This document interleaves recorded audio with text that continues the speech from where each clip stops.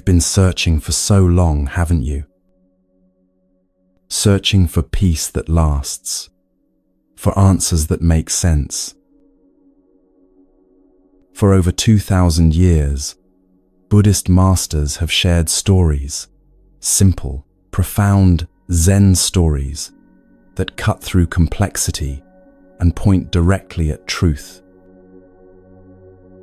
Stories about mustard seeds and muddy ponds, about rafts and flowers, about monks who discover freedom in the simplest moments. These aren't fairy tales. They're mirrors. Each one reflects something you already know, but may have forgotten in all your searching. The Buddha taught that most suffering comes not from what happens, but from our endless grasping for something to make us whole. Like walking with a stone in your shoe, at first it bothers you, then it hurts, and if you don't stop to remove it, it wounds you. But we don't stop. We search harder, grip tighter, until one day something whispers, "Stop." And when you finally stop searching, everything you need begins to arrive. For the next few hours, let these ancient stories guide you home. Share where you're listening from. Grab something cozy and let yourself stop searching.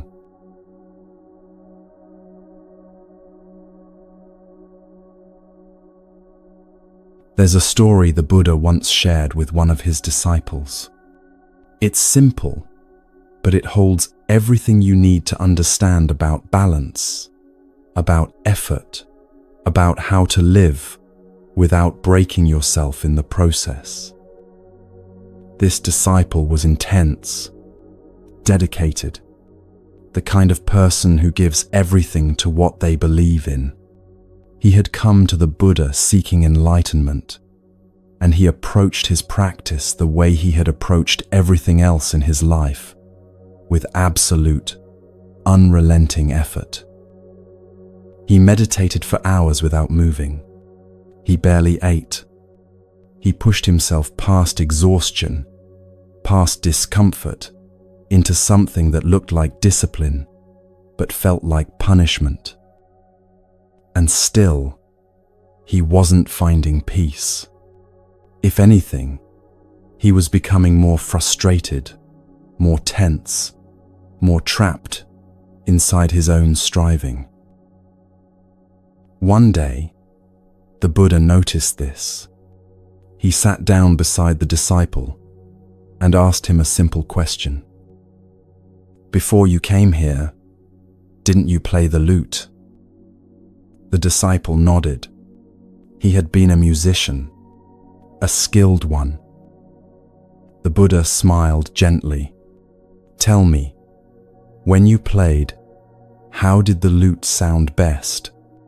When the strings were very tight, or when they were very loose?" The disciple thought about it. "Neither," he said. "If the strings are too tight, they break. If they're too loose, they don't make any sound. The lute plays best when the strings have just the right tension." The Buddha nodded. "Your mind is the same. If you strain it too much, it will break. If you let it go completely slack, nothing will happen.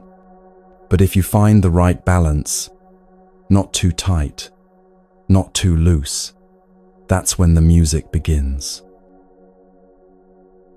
And in that moment, the disciple understood.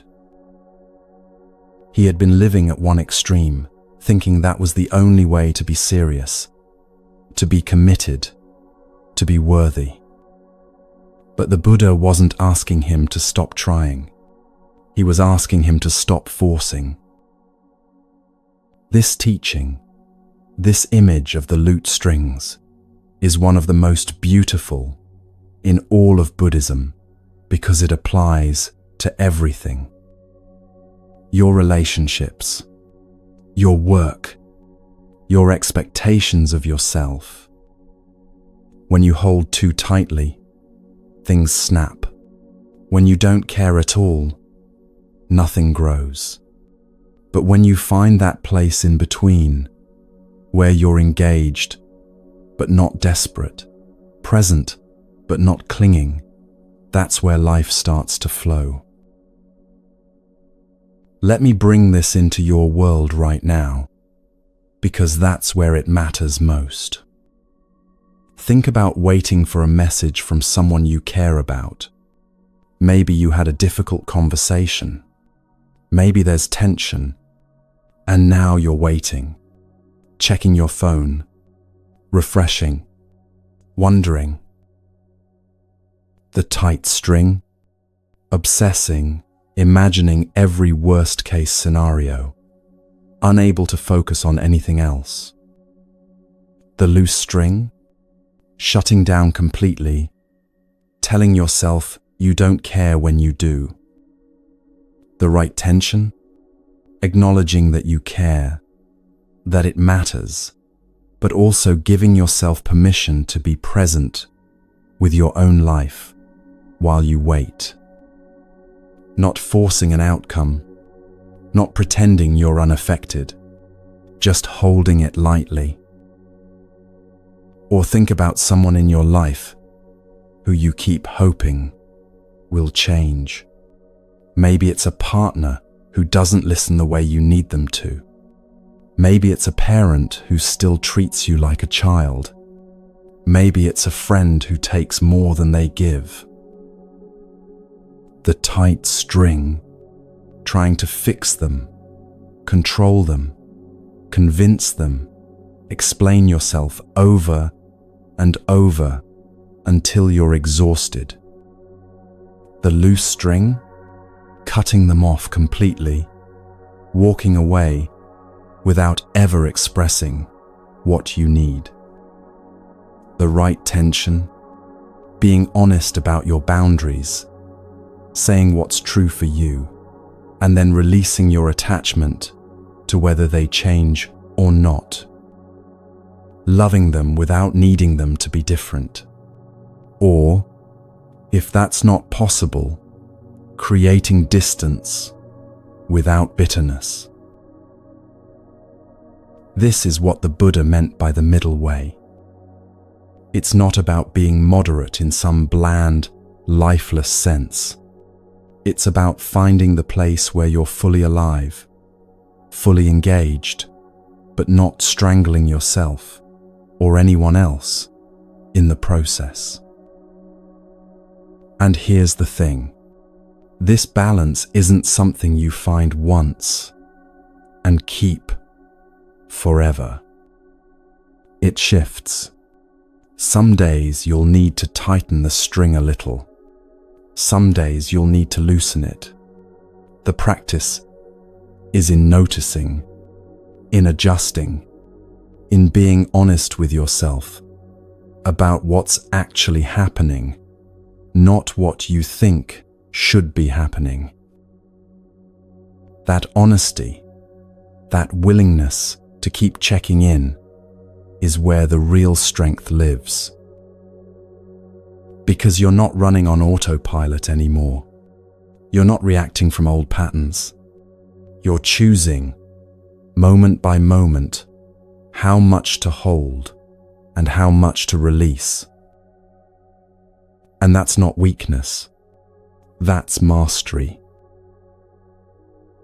So, as you listen to this, ask yourself, where am I holding too tight? Where have I let go too much? And where, maybe, am I starting to find that place in between? You don't need to have it all figured out. You just need to be willing to notice, to adjust, to tune yourself like an instrument until the sound that comes out is true.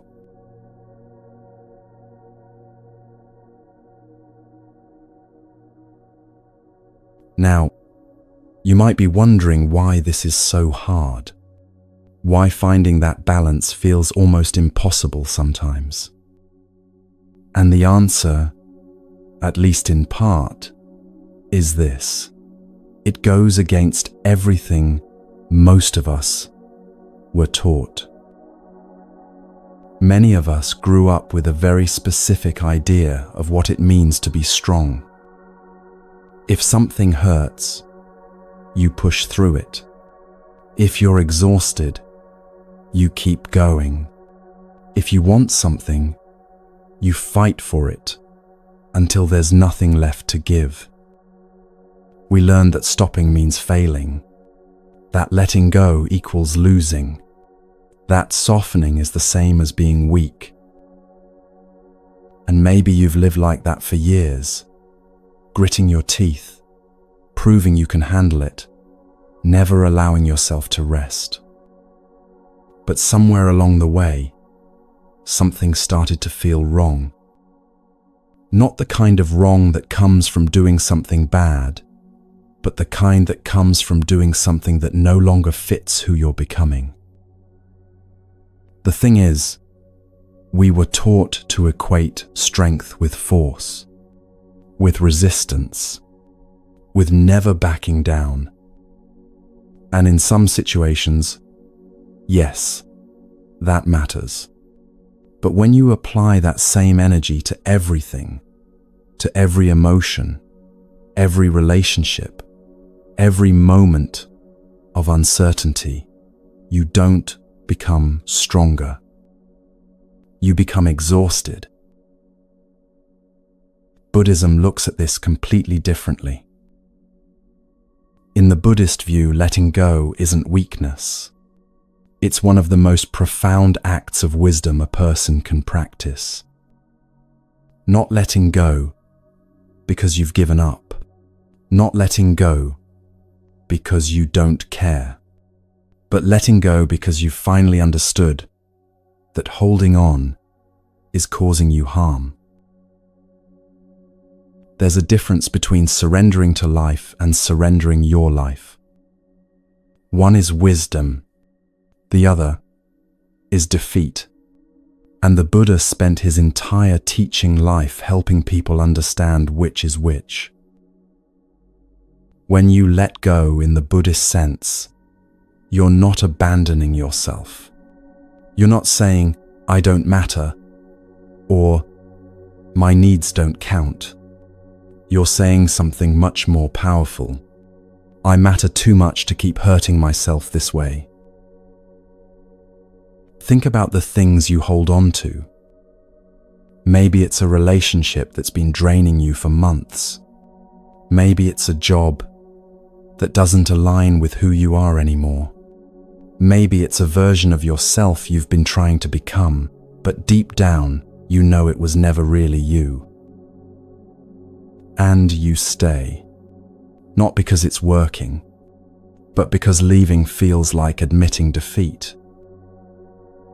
But here's what the Buddha understood. Sometimes the bravest thing you can do is stop. Stop forcing. Stop pretending. Stop fighting against what's already clear. That's not giving up. That's waking up. There's a teaching in Buddhism about right effort. It's part of the Noble Eightfold Path, and it's often misunderstood.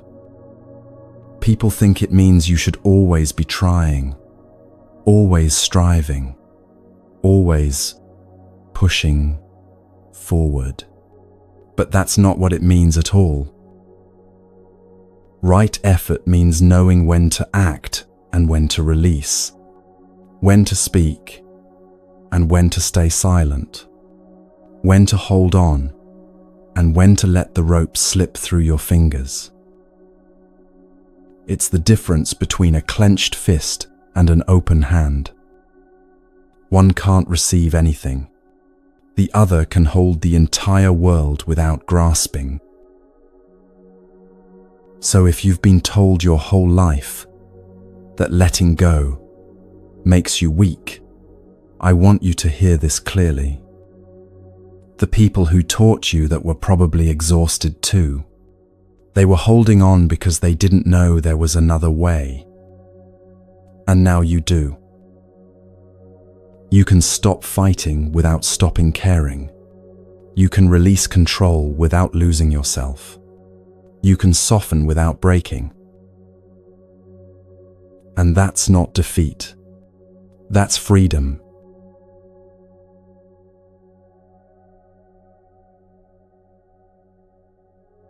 So how do you actually do this? How do you hold something?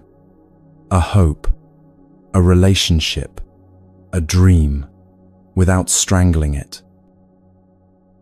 The Buddha gave us another image. He spoke about holding a rope. If you grip it too tightly, your hands hurt. The rope burns your skin. You can't move freely because all your energy is going into holding on. If you let go completely, the rope slips away. Whatever you were trying to guide or steady is gone. But if you hold it with a soft hand, firm enough to feel it, loose enough to let it move, you can work with it. You can respond. You can let it shift when it needs to without losing your connection to it. This is what it means to release without surrendering. You're not giving up on what matters.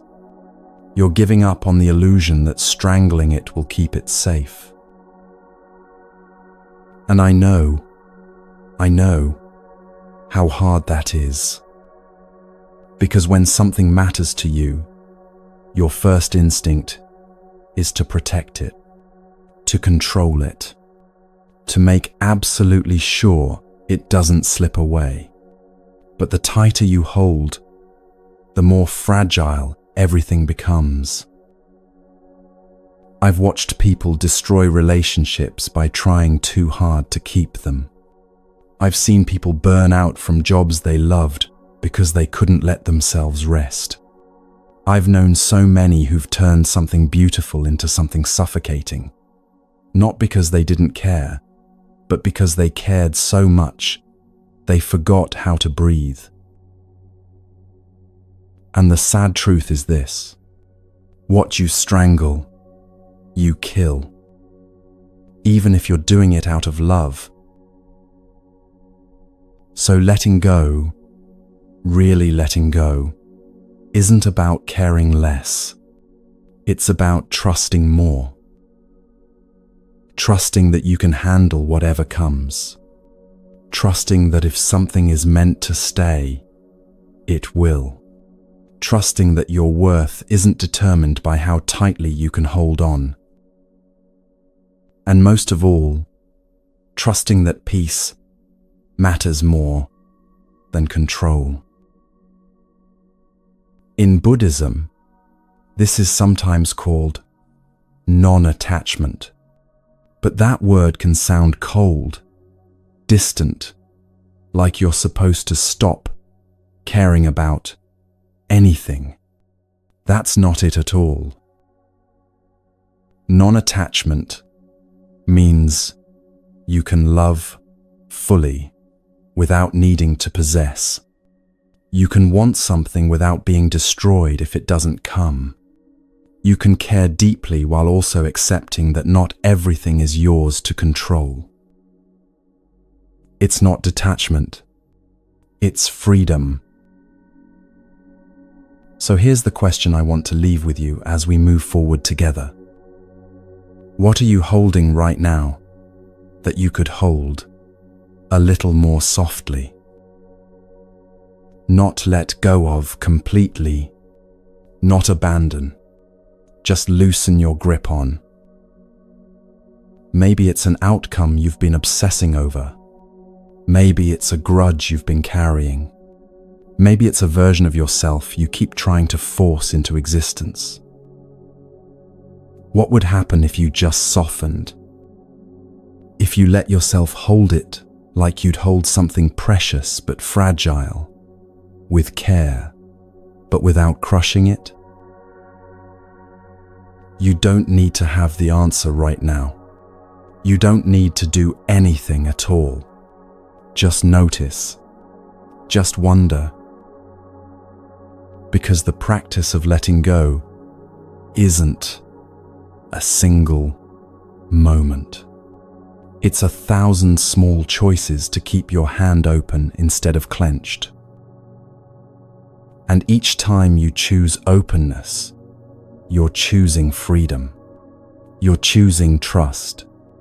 You're choosing to live like the lute string that's tuned just right, ready to make music, ready to respond, ready to be exactly what this moment needs.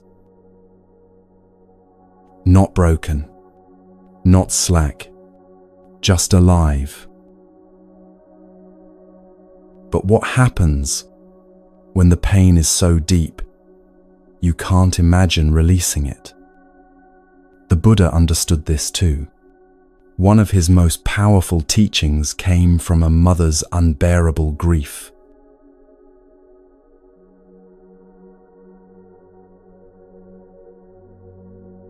There are stories that cross centuries, not because they're dramatic, but because they touch something achingly human. Something we all recognize the moment we hear it. This is one of those stories.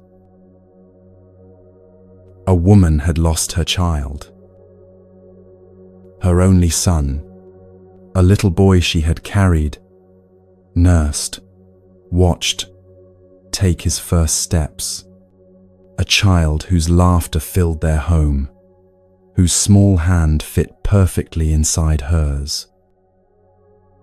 And one day, without warning, he became ill, and then he was gone. The pain was so immense, so completely unbearable, that she couldn't accept what had happened. She held his small body in her arms and refused to believe he was dead. She rocked him. She sang to him. She spoke to him as if he could still hear her. And then she began to search for help. She went from house to house, carrying her child, asking everyone she met if they knew of any medicine, any remedy, anything that could bring him back to life. The neighbors didn't know what to say. Some turned away, unable to look at her grief. Others tried to be gentle, to tell her what she already knew but couldn't hear. But she wouldn't listen. She couldn't. Finally, someone told her about the Buddha. If anyone can help you, they said, it's him. So she went, desperate, carrying her son's body in her arms.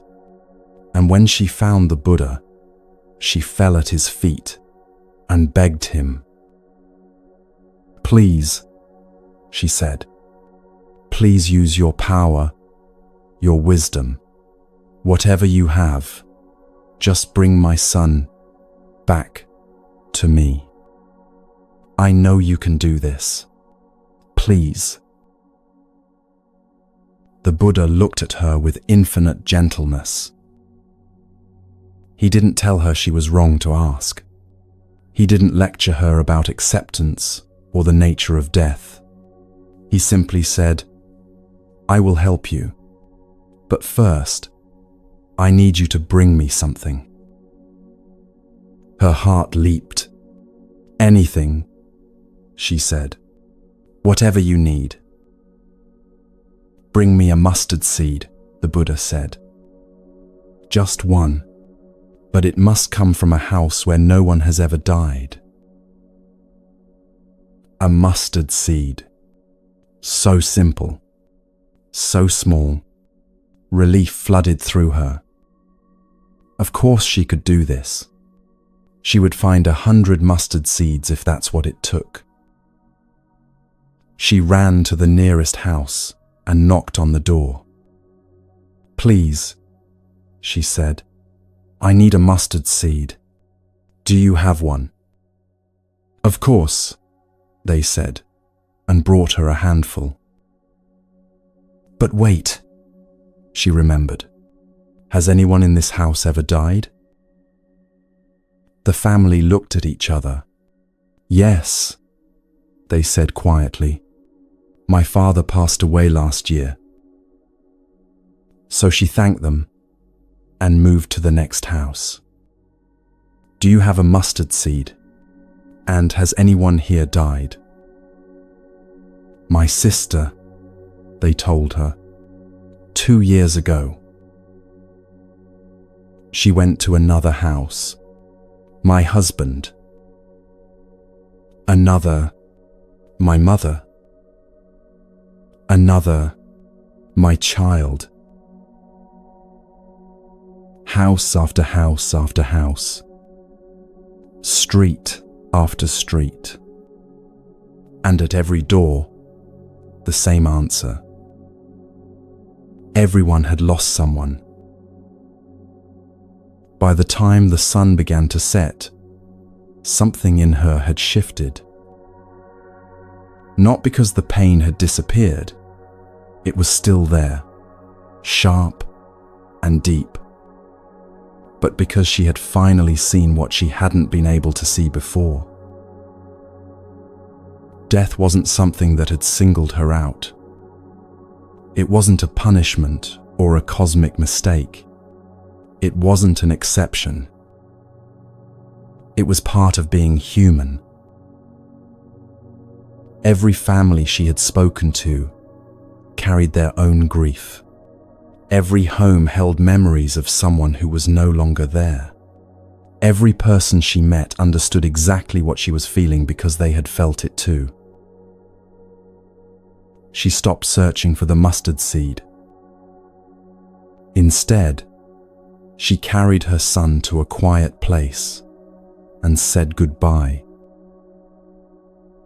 Not because the love had disappeared, it would never disappear, but because she finally understood that holding on to his body wouldn't bring him back. That the only thing her grief was keeping alive was her own suffering. When she returned to the Buddha, she no longer carried her son. Her hands were empty. Her eyes were full of tears. But there was something else there now too. Understanding. The Buddha looked at her with deep compassion. "Did you find the mustard seed?" he asked gently. "No," she said.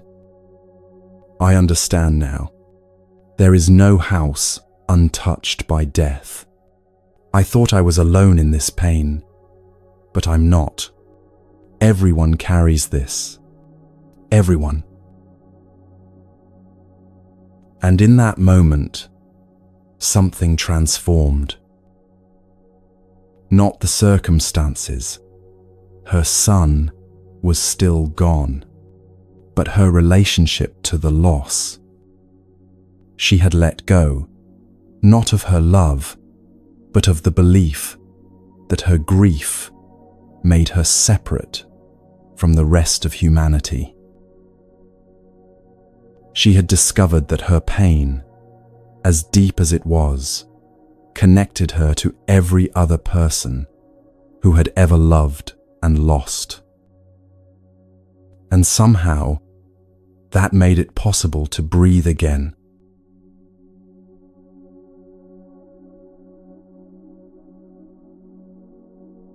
This story isn't just about one woman's grief. It's about all of us. About the things we hold on to because letting go feels impossible. The Buddha didn't give that mother a lecture about impermanence. He didn't explain the philosophical nature of suffering. He gave her an experience. He let her discover for herself what no words could have taught her. That suffering is universal.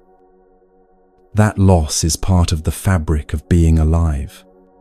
And that recognizing this doesn't diminish your pain, it transforms it.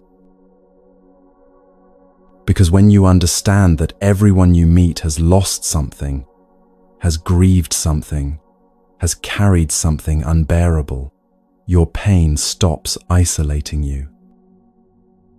It starts connecting you. Think about your own life for a moment. The losses you've experienced, not just death, but all the other kinds of loss too.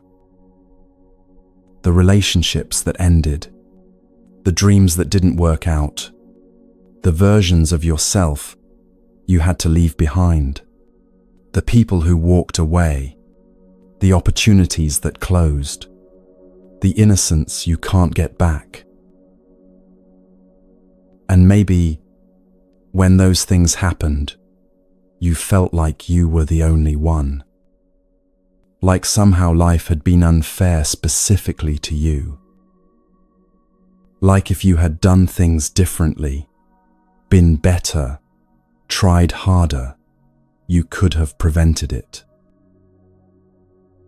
But what if, like that mother, you went door to door? What if you asked everyone you met, have you ever lost something you loved? What would you find? You'd find that the person sitting next to you on the bus is carrying grief from a relationship that ended 5 years ago. That your co-worker who always seems fine lost a parent and still hasn't processed it. That the stranger you pass on the street is struggling with a dream they had to let go of. Everyone is carrying something. Everyone has loved and lost. Everyone knows what it feels like to have life take something away without asking permission. And this is what Buddhism teaches us. Not that pain doesn't matter. Pain absolutely matters. But that the story we tell ourselves about the pain is what determines whether it isolates us or connects us.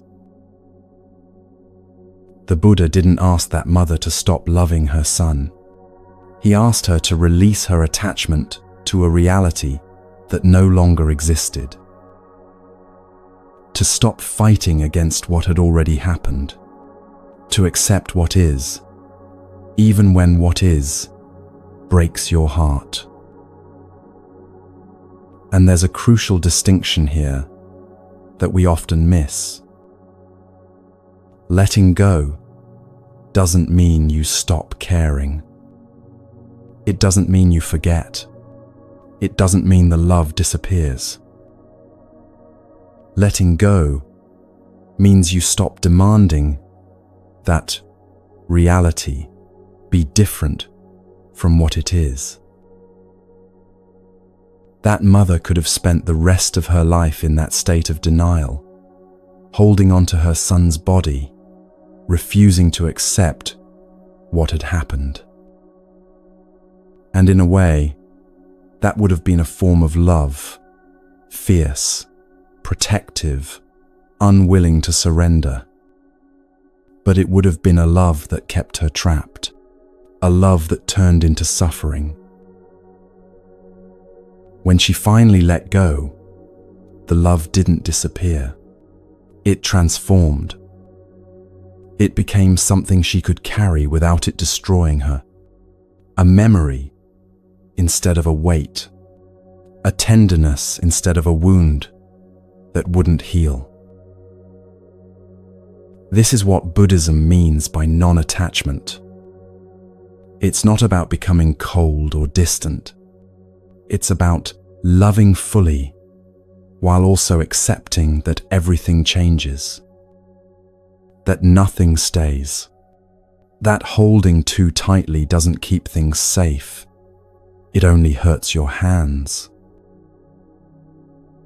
And the most powerful part of this teaching is this: your pain, as personal as it feels, as unique as it seems, is actually what connects you to every other human being who has ever lived. When you grieve, you're not separate from the world. You're part of it.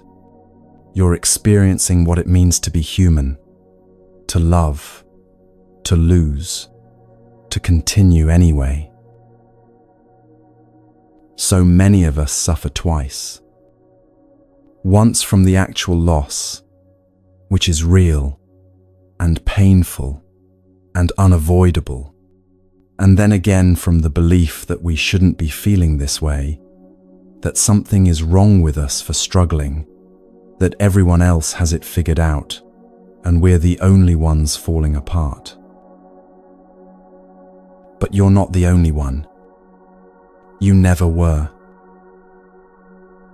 The person you admire who seems to have everything together, they've lost something too. The friend who always knows what to say, they've carried grief you've never seen. The stranger who smiled at you this morning, they're holding something heavy too. We're all walking around carrying invisible losses, invisible griefs, invisible heartbreaks. And maybe if we remembered that more often, we'd be gentler with each other and gentler with ourselves. The Buddha's teaching through that mother wasn't just about death. It was about every form of attachment that causes suffering. Every time we cling to how things should be instead of accepting how they are. Every time we hold on to a version of someone that no longer exists. Every time we refuse to let a chapter end because we're terrified of what comes next. Letting go is an act of courage. It's saying, "This hurts, and I wish it were different, but I'm going to stop fighting against reality." It's choosing to live in what is, instead of what was, or what should have been. And here's what makes this so profound. When you finally release your grip on what you've lost, you create space for what's actually here. For the people who are still beside you, for the beauty that still exists even in your grief, for the possibility that life, even in its brokenness, can still hold meaning. Your pain doesn't separate you from the world. It connects you to it. It makes you more human, more tender, more able to recognize suffering when you see it in others. And that recognition, that shared understanding, is where compassion is born. So if you're carrying something heavy right now, if there's a loss you're still struggling to accept, I want you to know this. You're not alone. Not in your pain, not in your grief, not in the exhausting work of trying to let go of something you never wanted to lose. Everyone who has ever loved has also lost. Everyone who has ever hoped has also been disappointed. Everyone who has ever lived has had to say goodbye to something they wanted to keep. And somehow, impossibly, we continue. We learn to carry our losses differently. We discover that love doesn't require possession. We find that memories can be gentle instead of piercing. We realize that letting go doesn't mean the love was wasted. It means we're finally honoring it by setting it free. The mustard seed the Buddha asked for didn't exist. There is no house untouched by loss. But that's not a tragedy. It's a truth that, when we finally accept it, sets us free.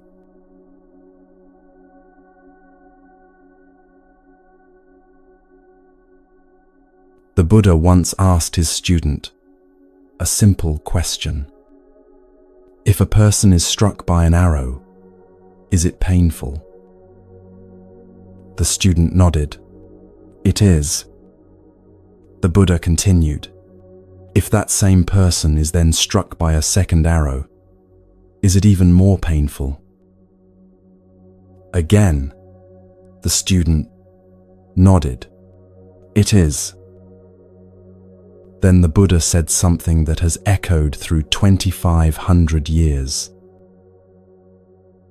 In life, we cannot always control the first arrow. However, the second arrow is our reaction to the first. The second arrow is optional. Picture what he's describing. You're walking through your day, going about your life, when suddenly something happens. Someone says something that cuts deep. You receive news you weren't expecting. Your body hurts in a way it didn't before. A plan falls apart. Someone you love is distant. That's the first arrow. It strikes you out of nowhere. You didn't see it coming. You didn't choose it. And it hurts. Really hurts. The pain is clean, direct. This happened, and it stings. But then, and this is where everything shifts, you reach for the second arrow. You pick it up yourself. You load it. You aim it directly at your own heart. And you shoot. Why did this happen to me? What did I do to deserve this? This shouldn't be happening. I should be over this by now. Other people don't struggle like I do. What if this never gets better? Arrow after arrow after arrow, all of them self-inflicted. The Buddha explained it this way. When an untrained person is touched by painful feelings, they sorrow, grieve, lament, beat their breast, become distraught. So they feel two pains, physical and mental. Just as if someone shot them with an arrow and right afterward shot them with another one, so that they would feel the pains of two arrows. But a trained person, someone who has learned to observe without adding unnecessary suffering, when touched by painful feelings, they do not sorrow, grieve, or lament. They do not become distraught.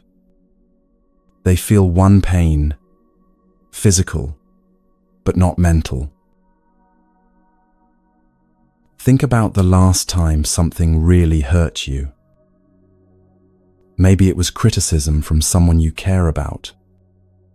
The first arrow, their words, already stung. But then what did you do? Did you replay the conversation 50 times, each time feeling worse? Did you imagine what you should have said? What they must think of you? What this means about your worth? Did you lie awake that night, chest tight, running through scenarios that hadn't even happened yet? That was you shooting yourself with the second arrow. and the third, and the fourth. Or think about physical pain. Maybe your back hurts. That's the first arrow, the actual sensation in your body. But then your mind takes over. This is going to get worse. I'm getting old. My body is failing me. What if I can never do the things I love again? The pain in your back is still there. That's real. But now you've added fear, anxiety, grief for a future that hasn't happened, shame about aging, panic about loss of ability. The first arrow was bad enough, but the second arrow, the one you picked up yourself, is what makes it unbearable. A woman recently shared her experience with this teaching. She had forgotten her laptop at home and didn't realize it until she arrived at work. First arrow, an inconvenient mistake. But then the second arrows came fast. I'm constantly losing things. I shouldn't be trusted with anything. I'm so stupid. I'm going to get fired. She called a friend in tears, drowning not in the reality of having forgotten her laptop, but in the story she was telling herself about what that meant. This is what we do. We take a moment of pain and we build a cathedral of suffering around it. We don't just feel the hurt, we judge ourselves for feeling it. We catastrophize about what it means. We spin stories about our unworthiness. We project into a terrible future. And the Buddha looked at this pattern, this very human, very understandable pattern, and said something revolutionary. You don't have to do this. The first arrow is inevitable. Pain is part of being alive. Loss happens. Bodies hurt. Hearts break. Plans fail. People disappoint us. That's the first arrow, and there's no avoiding it. But the second arrow? That one you can put down.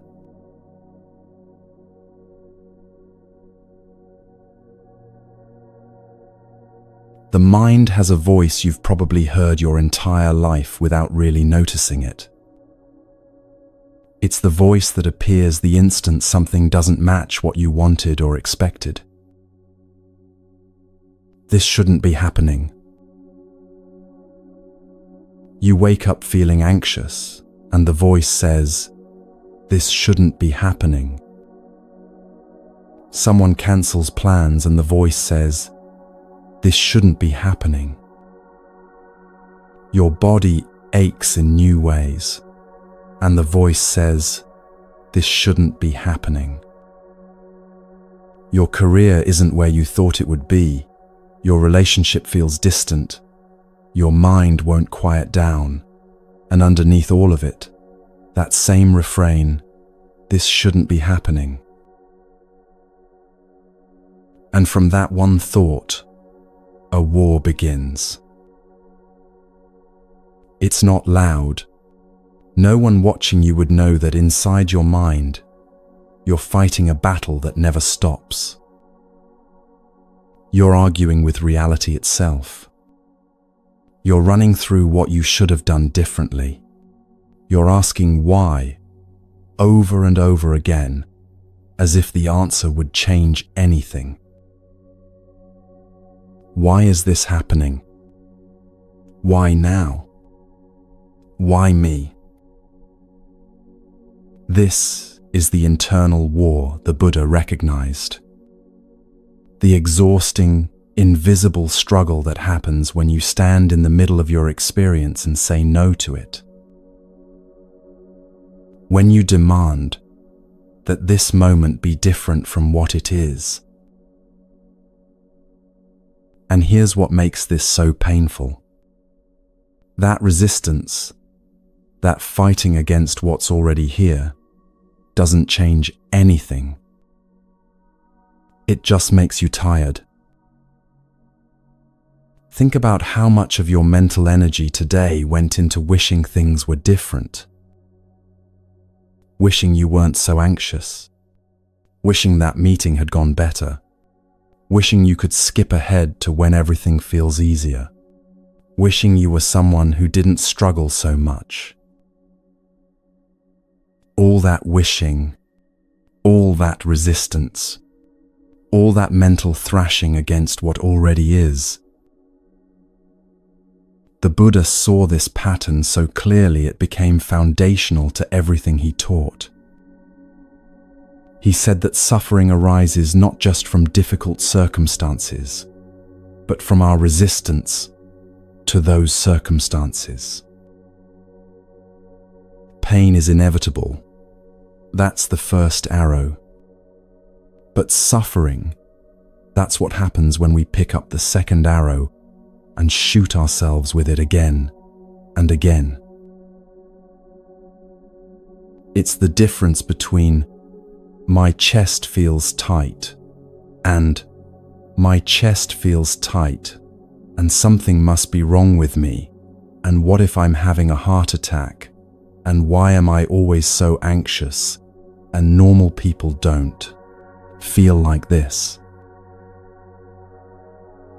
Can you feel the difference? The first is direct experience. Uncomfortable, yes, but clean. The second is that experience buried under layers of resistance, judgment, fear, and story. That's where the real suffering lives. There's a teaching in Buddhism about right effort, part of the Noble Eightfold Path, and it's often misunderstood. People think it means you should always be trying, always striving, always pushing forward. But that's not what it means at all. Right effort means knowing when to act and when to release, when to engage and when to let be, when to hold on and when to open your hand. It's understanding that sometimes the most powerful thing you can do is stop fighting. Not because you've given up, not because you don't care, but because you've finally understood that this particular battle, the one against reality itself, is one you can never win. Reality always wins. So when your mind says, "This shouldn't be happening," you have a choice. You can pick up that second arrow. You can spiral into the story, the judgment, the catastrophizing, the self-blame. Or you can notice that voice, acknowledge it, and gently put the arrow down. This moment is what it is. And all your resistance won't change that. What it will change is how much you suffer while it's happening.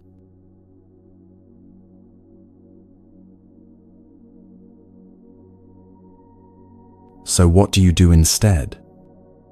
How do you actually stop reaching for that second arrow when everything in you wants to fight? You start with something the Buddha taught as the foundation of all transformation. Observation without judgment. You look at what you're feeling with gentle awareness. Not to make it go away, not to fix it or understand it or transcend it, just to see it clearly. You notice, you name it, you acknowledge it without spinning a story on top of it. This is here. That's the practice. This feeling, this discomfort, this pain, this fear, it's here right now. Not because you're broken, not because you did something wrong, not because life is unfair, just because it is. And then, if you can, you add one more thing. This is here, and I don't have to fight it. You don't have to like it. You don't have to want it. You just have to stop demanding that it disappear immediately. You can let it be here without going to war with it. When you do this, when you stop adding resistance to what you're already feeling, something shifts. The feeling doesn't necessarily vanish, but it changes. It becomes something you can be with instead of something you have to escape. It's like holding a frightened bird. If you grip it tightly, it panics more, struggles harder, hurts itself, trying to get away. But if you open your hands, if you stop gripping, often it calms down. It realizes it's not trapped, and sometimes it just sits there in your open palm, breathing, resting, before it flies away on its own. That's what happens with difficult feelings when you stop resisting them. They don't have to fight so hard, because you've stopped making them the enemy. A trained person, the Buddha said, feels the first arrow, but doesn't shoot the second one. They feel the physical pain, the emotional hurt, the disappointment, the fear, all of it. But they don't add the layer of resistance that turns pain into suffering. They don't say, "This shouldn't be." They say, "This is." And that simple shift from resistance to acknowledgement changes everything. This doesn't mean you become passive. It doesn't mean you stop taking action or setting boundaries or working toward change. It means you stop wasting your energy on the one battle you can never win, the battle against this present moment. Because this moment already is. You can hate it. You can judge it. You can wish with all your heart it were different. But none of that changes the fact that it's happening. What does change when you stop resisting is how you move through it. You move with more clarity, more presence, more ability to respond skillfully instead of react from pain. When suffering finds no resistance, it begins to transform. Not because you've done something clever, but because you've stopped feeding it with your fight. So the next time you feel that first arrow strike, and it will, again and again, because that's life, pause before you reach for the second one. Notice what's happening in your body. Notice the stories starting to spin in your mind. Notice the urge to fix, to escape, to make it different, right now. And then, as gently as you can, put the second arrow down. Say to yourself, "This is hard, and I don't have to make it harder. This hurts, and I don't have to hurt myself more. This is what's happening right now, and I can let it be what it is." That's the practice. That's how you train yourself to feel one arrow instead of 50. Not by becoming invulnerable to pain.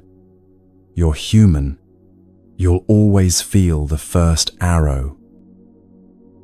But by learning not to wound yourself further with resistance, judgment, and the exhausting demand that reality be other than it is, the first arrow will come. That's guaranteed. But the second arrow, that one is always optional. And when you finally understand this, really understand it, not just intellectually, but in your bones, you discover a freedom you didn't know was possible. The freedom to feel pain without adding suffering. The freedom to be with what is, without needing it to be different. The freedom to put down the arrows you've been carrying and simply breathe.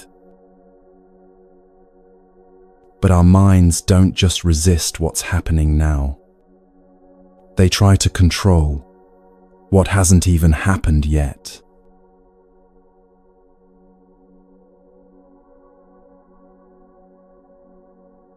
There's a teaching the Buddha shared with his monks that stayed alive for over 2,000 years.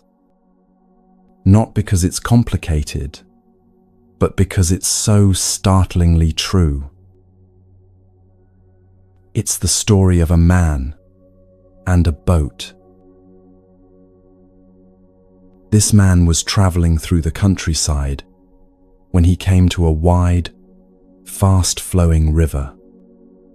On the side where he stood, there was danger, uncertainty, threats, discomfort. But across the river, on the far shore, he could see safety, peace, everything he was looking for. The problem was obvious. There was no bridge, no ferry, no easy way across. He looked around at what was available. Branches and logs scattered along the bank, vines and reeds growing nearby. He worked carefully, thoughtfully, using everything he could find. And slowly, with effort and patience, he built himself a raft. It wasn't fancy. It wasn't beautiful, but it was sturdy enough to hold him. He climbed onto it, used his hands and feet to paddle, and made his way across the river. The current was strong, but the raft held. And after some time, exhausted but relieved, he reached the other side. He pulled himself onto the shore and looked back at the river he'd just crossed. His heart filled with gratitude. That raft had saved him. Without it, he never would have made it across. And then, a thought occurred to him. This raft has served me so well. It saved my life. How can I just leave it here? He lifted the raft onto his back. It was heavy, waterlogged wood, tangled vines, awkward and unwieldy. But he felt he had no choice. This raft had gotten him to safety. He couldn't just abandon it. And he walked through the forest, along the path, carrying this heavy, dripping raft on his shoulders. His back ached, his legs trembled, his breathing became labored. But he kept going, convinced that he needed to hold on to what had once been useful. The Buddha told this story and then asked his monks a simple question. What would you think of this man? Is he acting wisely? The monks all said, no. It would be foolish to carry a raft over land. The raft served its purpose. It got him across the river. But once he reached the other shore, the wise thing would be to set it down and continue without it. The Buddha nodded. In the same way, he said, my teachings are like a raft, useful for crossing over, but not to be carried once you've reached the other side. This teaching isn't just about spiritual practices or philosophies. It's about everything we hold on to long after it's stopped serving us. Think about your own life. What are you still carrying that once helped you cross a river, but now only weighs you down? Maybe it's a belief about yourself that protected you as a child, but now limits you as an adult. I have to be perfect to be loved. That belief might have helped you survive a difficult home, might have kept you safe when approval felt like survival. But you're not in that home anymore. You've crossed that river. And still, you're carrying that raft on your back, letting it crush you under its weight. Maybe it's walls you built to survive betrayal. The armor you wore to get through a painful time. It worked. You made it across. But the river is behind you now, and you're still dragging that heavy protection everywhere you go, wondering why connection feels so hard. Maybe it's a job you've outgrown. A relationship that's become more obligation than joy. A version of yourself you're trying to maintain, even though you've changed. A dream you're forcing yourself to chase, even though your heart isn't in it anymore. These things served you once. They got you across a river you needed to cross. And you're grateful. You should be grateful. But gratitude doesn't mean you have to carry them forever. The Buddha's teaching is clear. When something has served its purpose, honor it by letting it go. Don't cling to it out of loyalty or fear, or the belief that you owe it something. Set it down, thank it, and walk forward lighter. The man carrying the raft doesn't understand this yet. By refusing to let go of what got him across the river, he's making the rest of his journey impossible. He's so focused on holding on to what worked before that he can't see the path ahead. He's so burdened by what was useful that he has no energy left for what comes next. Maybe that's where you are right now. Exhausted, struggling, wondering why everything feels so heavy. Not because you're weak, not because you're failing, but because you're carrying a raft through a forest, and you've been doing it for so long you've forgotten there's another way. What if you set it down? What if you looked at everything you're holding, all the beliefs, the identities, the strategies, the protections, the plans, and asked yourself honestly, is this still helping me, or am I just afraid to let it go? Sometimes the bravest thing you can do is set something down. Even something that saved you. Even something you're deeply grateful for. You can honor what it gave you and still recognize that carrying it any further will break you.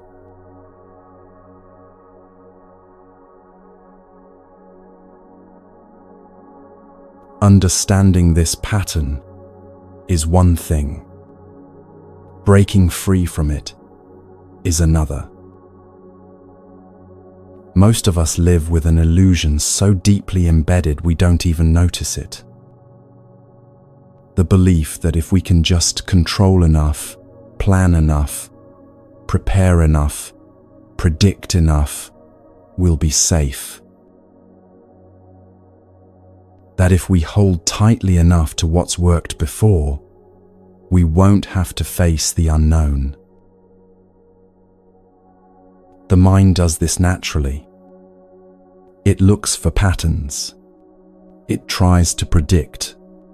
It wants to know what's coming, so it can prepare, defend, avoid pain. And when it finds something that works, a strategy, a belief, a way of being, it grips it like a lifeline. This kept me safe before, so I need to keep doing it. This worked then, so it must work now. If I let go of this, what will I have left? Here's what the Buddha understood that most of us resist. Control is an illusion. Everything changes. Everything is in constant motion. Nothing stays fixed. Nothing remains the same. Nothing can be held onto, no matter how tightly you grip. This is one of the core teachings of Buddhism, impermanence, or anicca in the ancient language. And it's not meant to be depressing. It's meant to be liberating. If everything changes, that means your pain will change too. That difficult season you're in won't last forever. That feeling that seems unbearable right now will shift. Nothing, not even suffering, is permanent. But we resist this truth with everything we have. Because accepting it means accepting that we can't control what happens. We can't guarantee that people will stay. We can't ensure that our plans will work out. We can't protect ourselves from loss, from change, from uncertainty. And that's terrifying. The Buddha didn't pretend otherwise. He didn't say, "Don't worry, everything will be fine." He said something much more honest, much more useful. He said, "You will face loss. You will face uncertainty. You will face change. The question is not how to avoid these things. You can't. The question is how you meet them." Think about how much energy you spend trying to control what you can't control. You replay conversations in your head, trying to figure out what someone really meant, as if understanding would give you power over what happens next. You plan obsessively, running through scenarios, trying to predict every possible outcome, as if enough preparation could guarantee success. You check your phone constantly, refreshing for news, for updates, for some sign that things are going the way you need them to go. You lie awake at night, mind racing through problems you can't solve right now, as if worrying about them counts as doing something about them. All that mental energy spent trying to control the uncontrollable. And at the end of it, you're exhausted and things still unfold however they're going to unfold. There's a deeper truth underneath all this grasping for control. Fear. Fear that if you don't hold everything together, everything will fall apart. Fear that if you stop trying to manage every outcome, disaster will strike. Fear that the universe, left to its own devices, is not safe. The Buddha saw this fear clearly. He understood that the root of our suffering is craving, and part of that craving is the desperate desire for certainty, for permanence, for control over an inherently uncontrollable world. What he offered instead wasn't a way to gain more control. It was a way to need it less.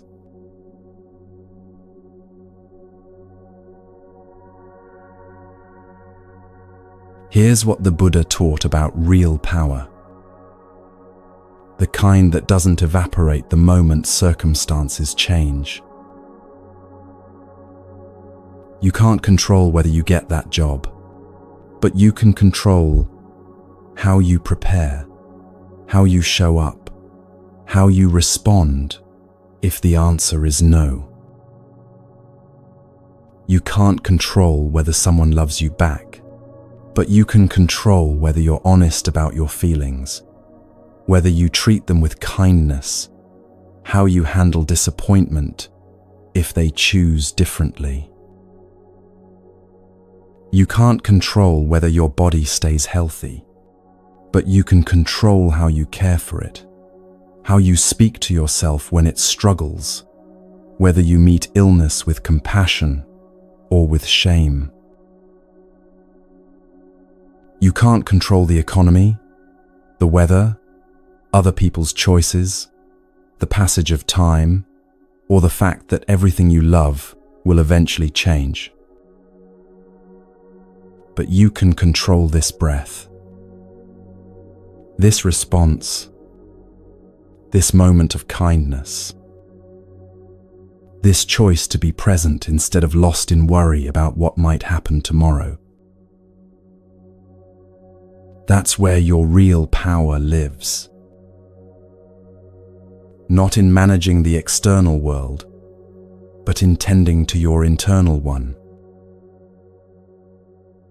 When you stop wasting energy trying to control what you can't, you suddenly have energy for what you can. For responding with clarity instead of reacting from fear. For being present with what's actually happening, instead of fighting against what might happen. For meeting difficulty with steadiness instead of panic. The Buddha taught that true security doesn't come from controlling circumstances. It comes from trusting yourself to handle whatever circumstances arise. That's a completely different kind of safety. It's not the safety of knowing everything will go according to plan. It's the safety of knowing that even when plans fall apart, you'll find your way through. It's not the safety of preventing all pain. It's the safety of knowing you can bear pain when it comes, without being destroyed by it. It's not the safety of controlling the river.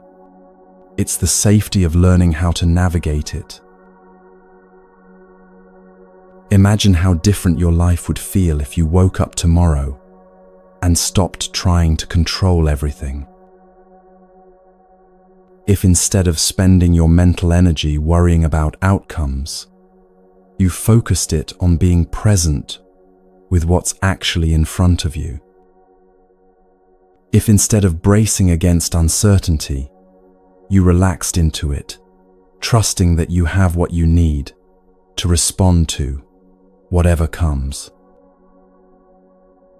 If instead of carrying that heavy raft because it once saved you, you set it down with gratitude and walked into the forest with lighter shoulders. That's the invitation here.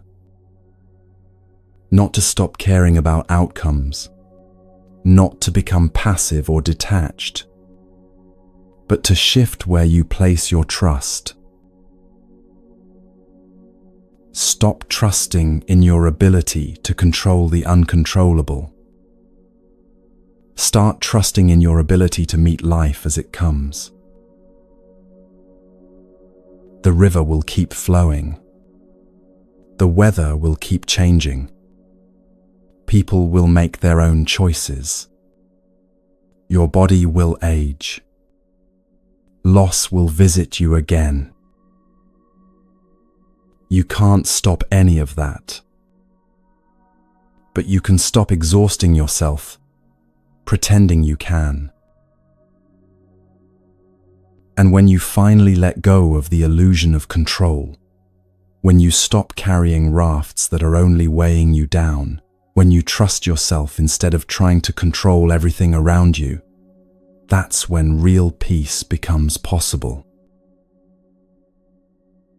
Not the fragile peace that depends on everything going right, but the deep peace that remains even when things go wrong. The peace that comes from knowing you can handle what comes. The peace that lives in letting go. And learning to trust yourself begins with something very quiet, very simple.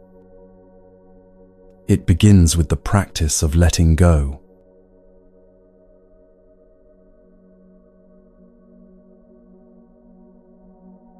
One morning, thousands of years ago, the Buddha gathered his disciples on a mountainside. They came from all over, monks and students, seekers and skeptics, people who had traveled long distances just to hear him speak. They settled onto the ground, arranging themselves in the traditional way, waiting for the teaching to begin. The Buddha sat before them in silence. Minutes passed. More minutes. The crowd shifted, uncertain. Everyone expected words, wisdom, explanations, instructions. That's what teachers do. They teach with words. But the Buddha remained silent. Then, slowly, he reached down and picked something from the grass beside him. A single flower. White petals, simple and perfect in its ordinariness. He held it up between his fingers at eye level and simply looked at it. That was all. He didn't speak, didn't explain, didn't offer commentary or context. Just held the flower, present with it, as if nothing else in the world existed in that moment. The assembly grew uncomfortable. People glanced at each other, confused. Some wondered if they'd missed something. Others waited for the explanation that surely must be coming. A few grew impatient, thinking perhaps the Buddha had lost his way. That age had finally caught up with him. But one disciple, his name was Mahakasyapa, looked at the Buddha holding that flower, and something opened inside him. He smiled. Not a polite smile or a confused smile. A smile of sudden, complete understanding. A smile that said, "Oh, yes, I see." The Buddha saw this smile and nodded. Then he spoke his only words of the entire teaching. "I have the treasure of the true Dharma I, the marvelous mind of nirvana, the true form of formlessness, and the ineffable stride of transcendence. It is not expressed by words, but especially transmitted beyond teaching. This teaching I have given to Mahakasyapa." And that was it. The teaching was complete. This story, known as the Flower Sermon, has been passed down through Zen Buddhism for centuries. Not because it's easy to understand, but because it points to something that can't be captured in language. Some truths aren't explained. They're experienced. Letting go is like that. You can read about it, hear about it, understand the concept intellectually, but until you actually do it, until you feel what happens in that moment of release, the words are just pointing at something you can't quite grasp. Think about Mahakasyapa sitting on that mountainside, watching the Buddha hold a flower. What did he understand that the others didn't? Maybe he understood that the Buddha wasn't teaching about the flower at all. He was demonstrating presence, pure, complete attention to what is without needing it to be anything more than it is. The flower wasn't a metaphor for enlightenment. It was just a flower. And in that moment, being fully present with just a flower, not analyzing it, not philosophizing about it, not trying to extract meaning from it, that was the teaching. This is what letting go actually looks like. Not dramatic, not earth-shattering, just the quiet act of being with what is without needing to grasp it, control it, understand it, or make it into something else. When you can hold your life the way the Buddha held that flower, with attention, with presence, but without clinging, you've understood something no explanation can teach. The other disciples were waiting for words because words feel safe. Words can be memorized, repeated, held onto. But the Buddha knew that what they truly needed couldn't be given through explanation. It could only be received through direct experience. Mahakasyapa smiled, Because in that silence, in that simple gesture, he experienced what it means to be fully present without grasping. And once you've experienced that, once you've felt what it's like to encounter life without immediately trying to hold it, change it, or run from it, everything shifts. The teaching wasn't in the flower. It was in the holding and the letting go happening simultaneously. This is the practice. Not learning how to let go through steps or techniques, but experiencing what happens when you stop gripping, even for a moment. When you can be with your anxiety without needing it to disappear. When you can feel sadness without making it mean something's wrong with you. When you can experience uncertainty without scrambling to create false certainty. When you can hold your life lightly enough to really feel it. That's the flower sermon happening in your own experience. Not because someone explained it to you, but because you've touched it directly.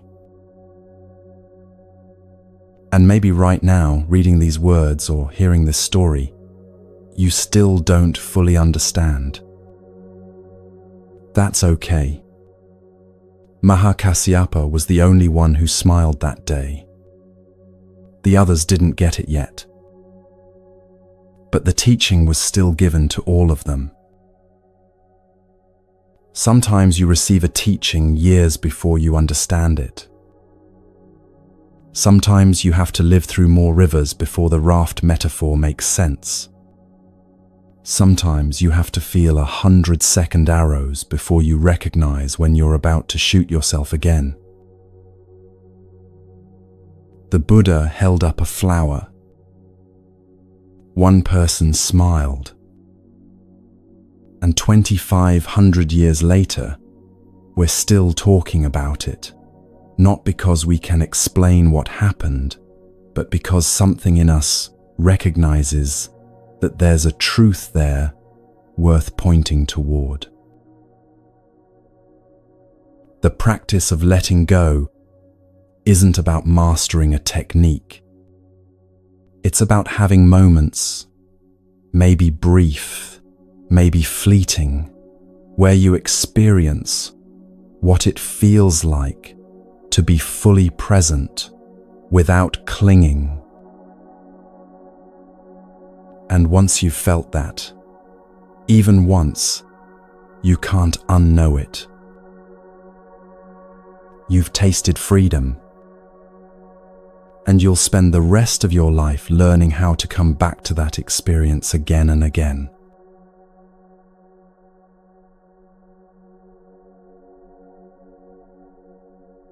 Here's what most people don't understand about letting go. They think it should be obvious when it happens. Dramatic. A moment of clarity where suddenly everything feels different.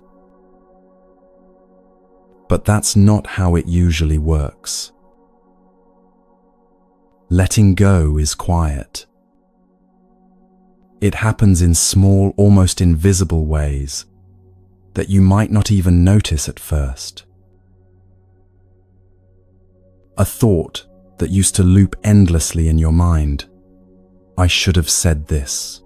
Or, why did they do that? Simply stops repeating one day. You don't make it stop. It just loses its grip on you.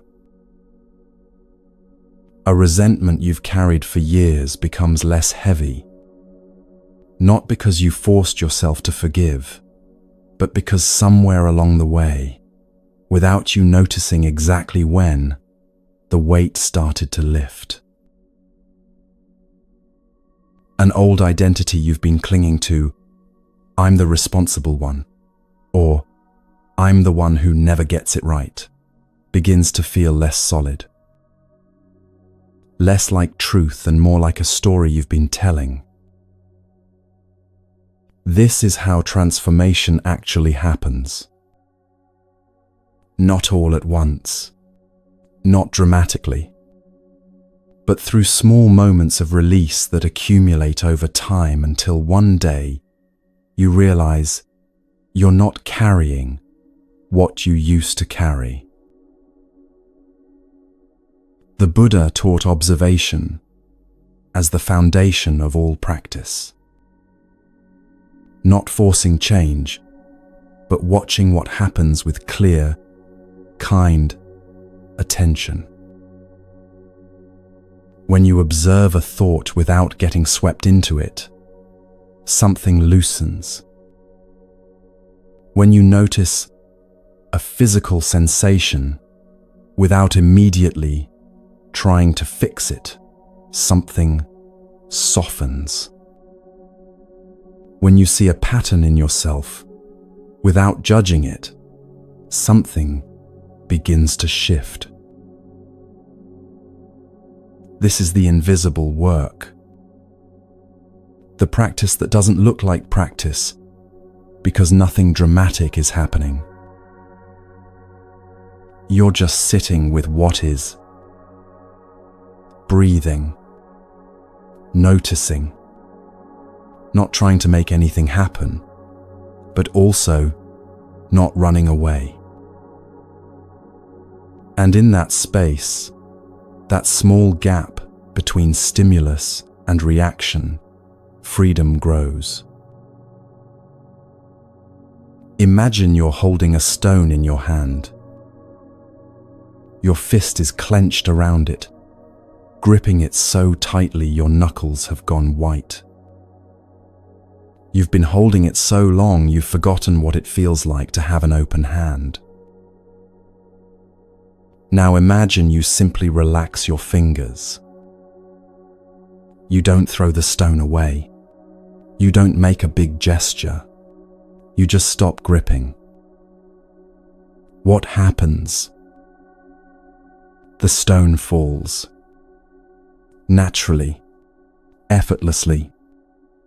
Not because you forced it to fall, but because once you stopped holding it, gravity did what gravity does. That's what letting go feels like when it's real. Not a big effort to release something, not a dramatic moment of surrender. Just the quiet experience of realizing you've been gripping something and then choosing, gently, without fanfare, to open your hand. And the thing you've been holding, it releases itself. This is why trying to force yourself to let go never works. Because forcing is just another form of gripping. You're still clenched, just in a different direction.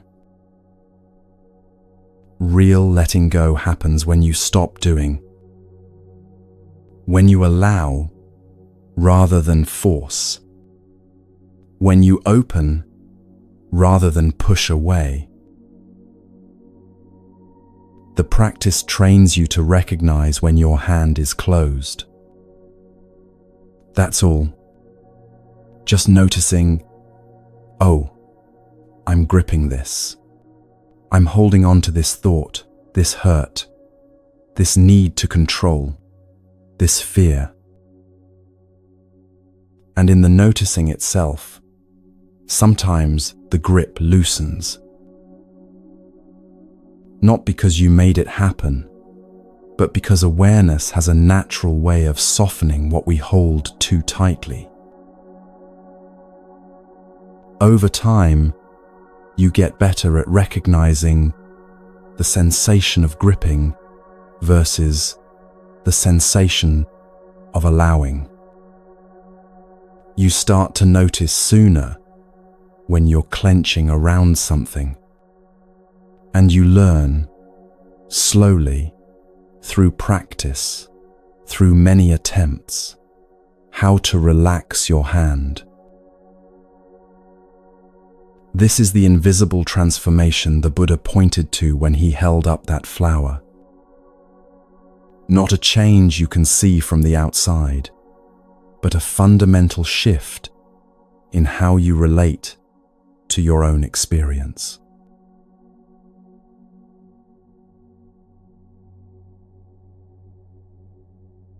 The actual practice is simpler than most people expect, which doesn't mean it's easy. Simple and easy are different things, but it's not complicated. Throughout your day, you'll notice moments when you're gripping something. Maybe it's a conversation that didn't go the way you wanted. Your mind keeps replaying it, trying to figure out what you should have said differently. That's gripping. Maybe it's anxiety about something happening next week. Your thoughts spiral into all the things that could go wrong. That's gripping. Maybe it's frustration with yourself for not being further along, not having it more figured out, not being the person you think you should be by now. That's gripping. When you notice this happening, and notice is the key word here, pause. Take a breath. Just one. Let it be deliberate. Then ask yourself honestly, is holding on to this helping me, or is it hurting me? Not whether you think you should let it go, not whether someone else would tell you to release it, but genuinely, in this moment, is gripping this thought, or feeling, or story, making your life lighter or heavier? If it's making it heavier, see if you can soften your grip just a little bit. You don't have to let go completely. You don't have to force it away. Just loosen your hold, like opening your fist slightly around that stone.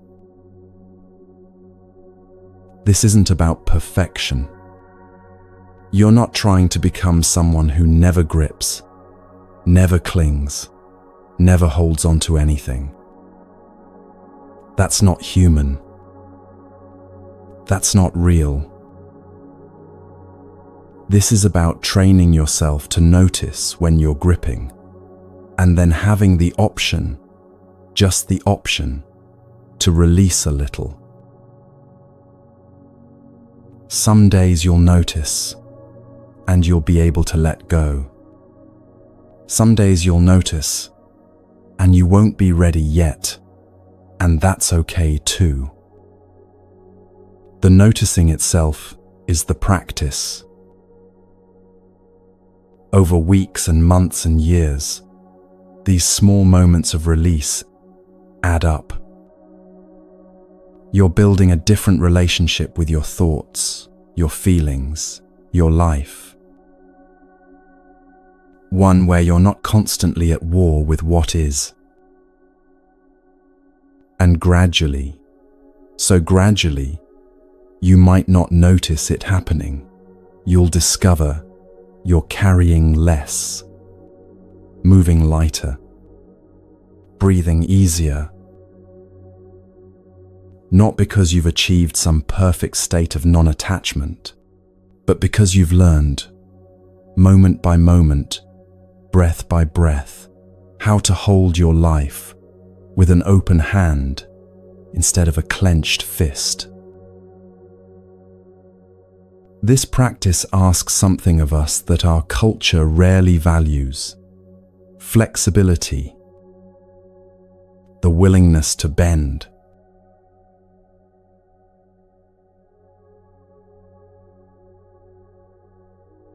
After a violent storm passed through the countryside, the Buddha walked with his disciples through a forest. The tempest had been fierce, Winds that roared through the night, rain that fell in sheets, lightning that split the sky. By morning, when the clouds finally broke, the damage was clear. Everywhere they looked, massive trees had fallen. Ancient oaks with trunks wider than a man's embrace, lying on their sides, roots torn from the earth. Tall pines that had stood for generations, snapped in half like kindling.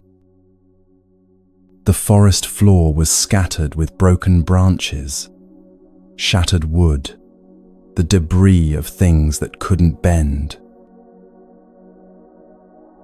These had been the most impressive trees. Strong, solid, the ones you would point to and say, "Those will last forever." But they hadn't. The Buddha stopped walking and gestured toward the destruction around them. Then he pointed to a cluster of willows growing by a stream, their branches swaying gently in the morning breeze. Still standing, unbroken. He pointed to the bamboo grove in the distance, stalks that looked so delicate you'd think a strong wind would snap them in half. Still standing, unbroken. The reeds at the water's edge, thin and flexible, bending almost to the ground in the wind. Still standing, unbroken. "Do you see?" the Buddha asked his disciples. The rigid trees, the ones that refused to yield, that stood firm against the storm, they broke. But the flexible ones, the ones that bent with the wind, that moved with the force, instead of against it, they survived. Not because they were weak, because they were wise. This teaching has echoed through Buddhist practice for centuries. Not just as a metaphor, but as a fundamental truth about how to move through life without breaking. We're taught from childhood to be strong. Stand firm. Don't back down. Hold your ground. And those things have their place. Sometimes you do need to stand firm for what matters.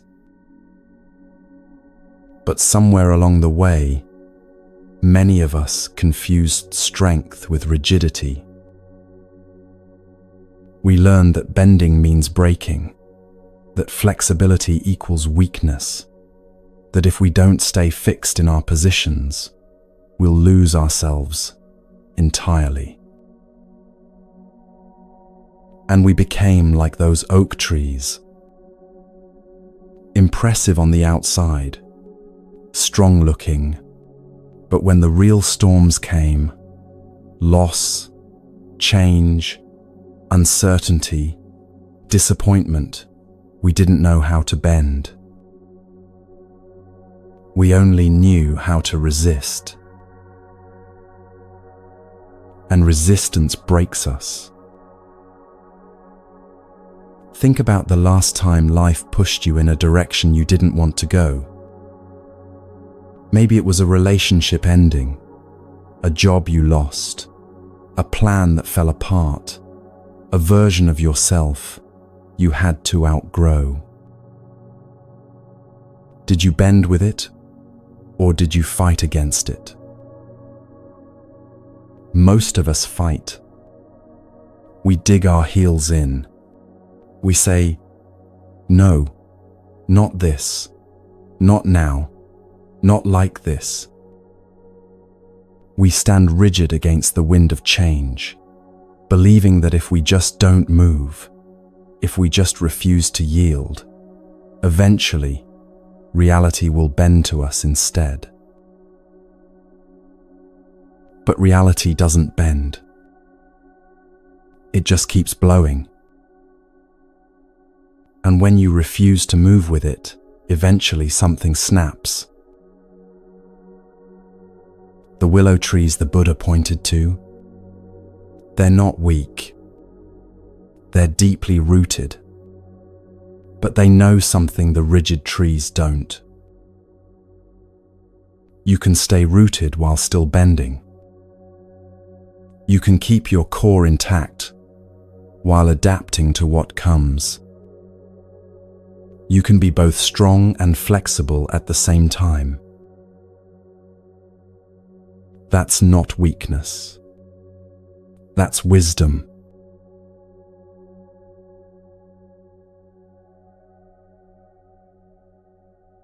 Our culture gets this backwards constantly. We admire people who never give up, who stay the course, no matter what, who hold their ground. And sometimes that stubbornness serves us well. But more often, it just means we're like those fallen oaks, impressive in our rigidity, right up until the moment we break. Real strength knows when to hold firm and when to yield,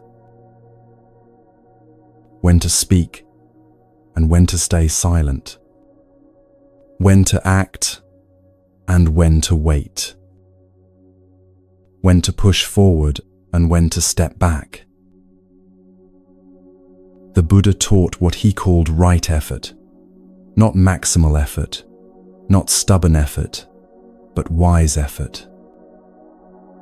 Effort that responds to what's actually needed, rather than following some rigid rule about how you're supposed to be. This means there are times to be firm in your boundaries, times when bending would mean betraying yourself, times when flexibility would actually be avoidance dressed up as wisdom. But those times are rarer than we think. More often, what we call staying strong is actually just fear of change, dressed up as principle. What we call not giving up is actually just refusing to accept that this particular path isn't working. What we call holding our ground is actually just digging our heels in because we're terrified of the unknown. Think about your daily life. How many times do you hold rigid positions that don't actually matter? You made plans and then something unexpected comes up, and you get upset not because the change is actually a problem, but because it wasn't what you planned. Someone disagrees with you, and instead of staying curious about their perspective, you double down on yours, not because you've thought it through, but because admitting you might be wrong feels like weakness. You have an idea of how you're supposed to be, and when you find yourself being different, you judge yourself harshly instead of allowing that you're more complex than any single identity. All of that is rigidity. All of that makes you brittle. All of that sets you up to break when real storms come. The bamboo the Buddha pointed to bends almost to the ground in strong winds. But its roots hold. Its core remains intact. And when the wind passes, it springs back up, unbroken. That's the practice. Not abandoning who you are, but learning to move with what comes instead of shattering against it.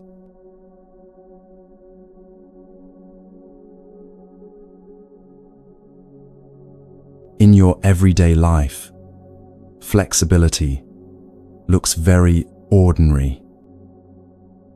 Your schedule gets disrupted, and instead of spending your energy being frustrated, you adapt and find a different way forward. Someone criticizes you, and instead of immediately defending yourself or collapsing into shame, you pause and consider whether there might be truth in what they're saying. A thought arises that contradicts what you've always believed about yourself, and instead of shutting it down, you let it sit there, curious about what it might be showing you. Your body changes, ages, hurts in new ways, and instead of fighting against it or hating it, you adjust how you move through the world, finding new ways to be present in this form you have. Someone you love makes a choice you don't understand, and instead of needing them to explain themselves or change their mind, you let them be who they are, even when it's not what you would choose.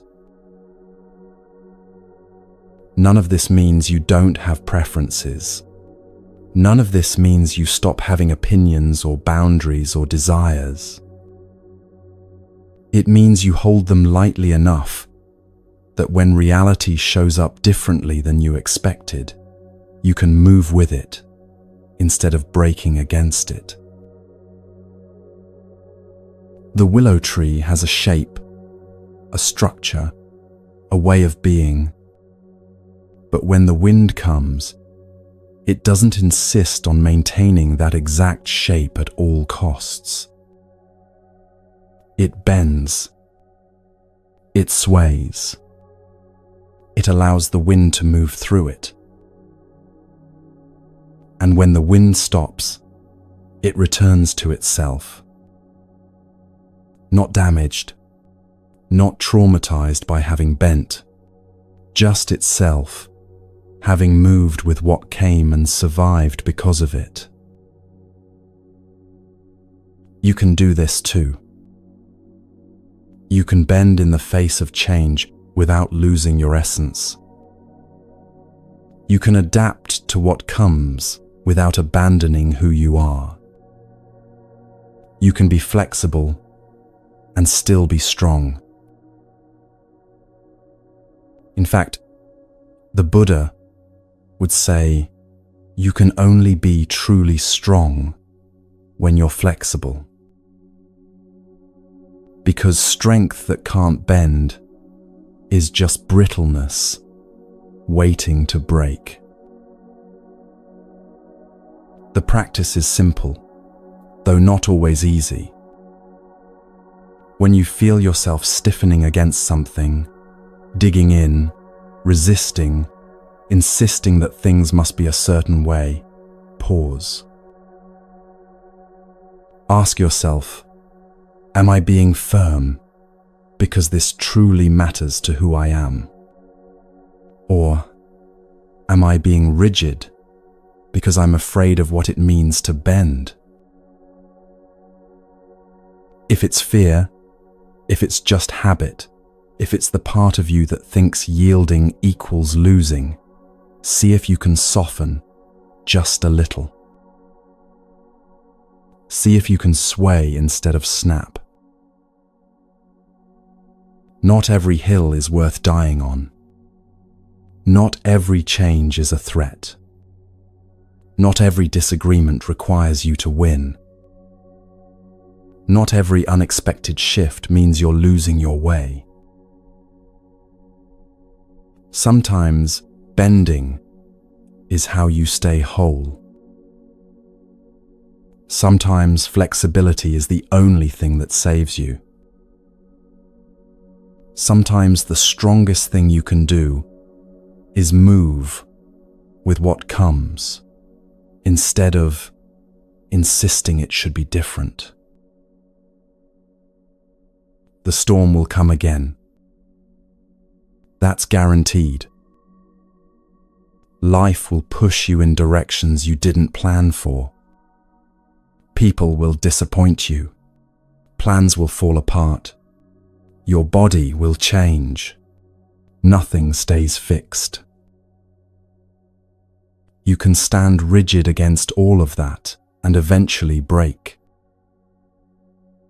Or you can learn to bend, to sway, to move with the wind, while staying rooted in who you are. The willows are still standing. The bamboo still grows. The reeds still dance in the breeze. And you can still be here, intact, after the storm passes, not because you refused to move, but because you knew how to bend without breaking. But even when we practice flexibility, there's still that voice in our heads, constant, judging, never quiet. And many of us believe that voice is who we are.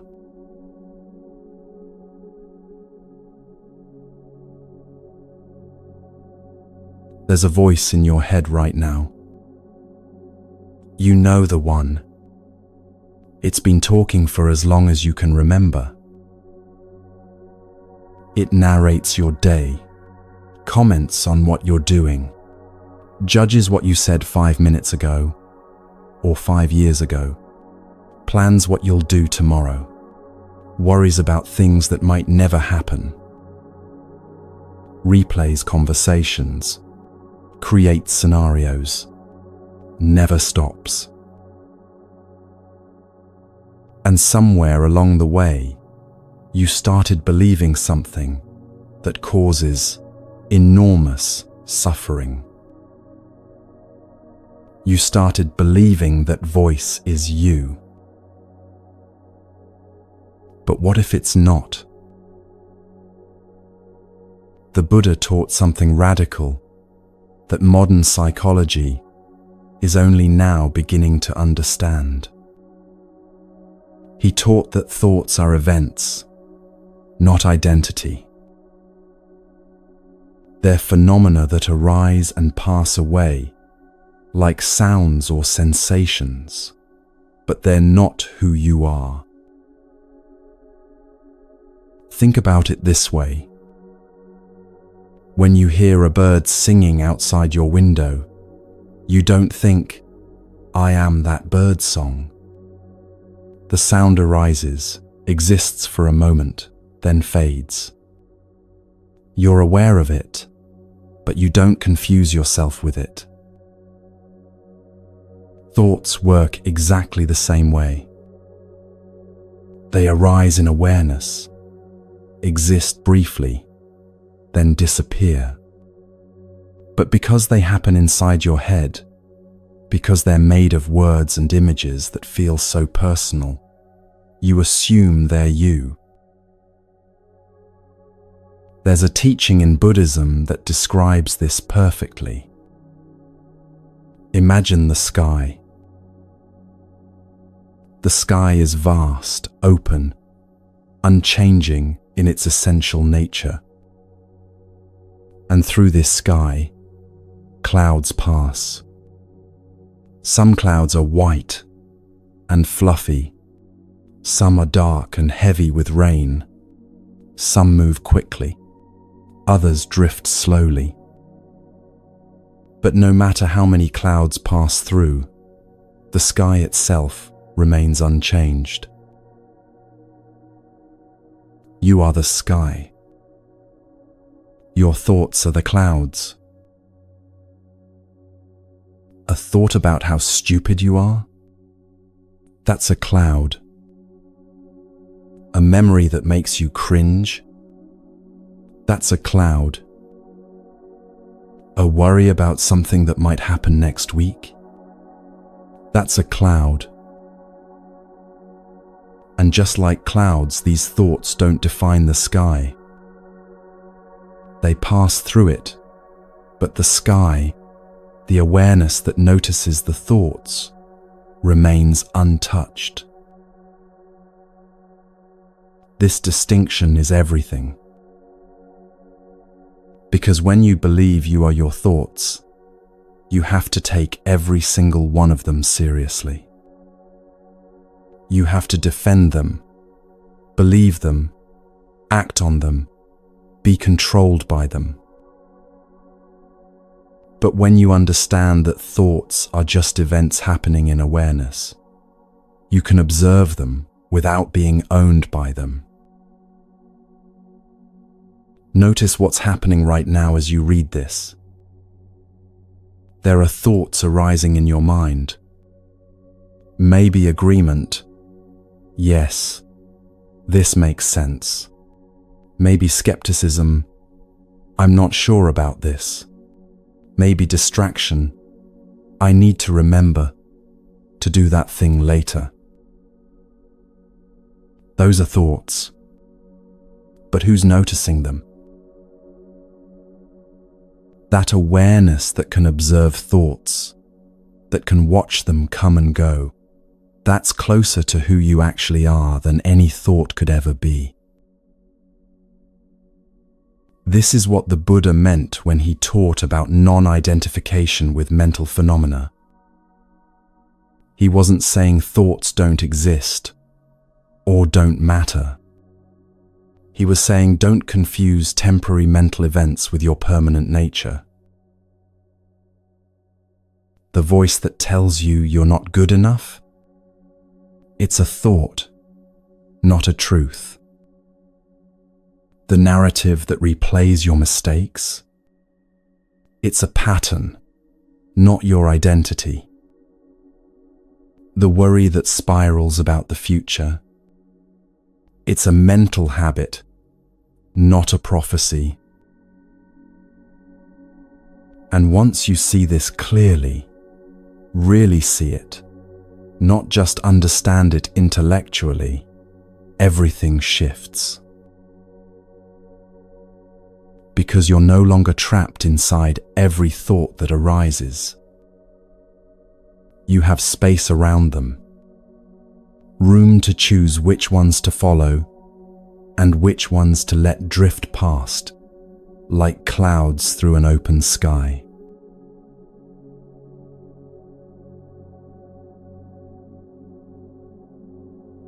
Understanding this distinction is one thing. Actually experiencing it is another. Imagine you're sitting beside a busy highway. Cars stream past constantly, some fast, some slow, some loud, some quiet. Each car represents a thought. Now here's the question. Do you have to get in every car that passes?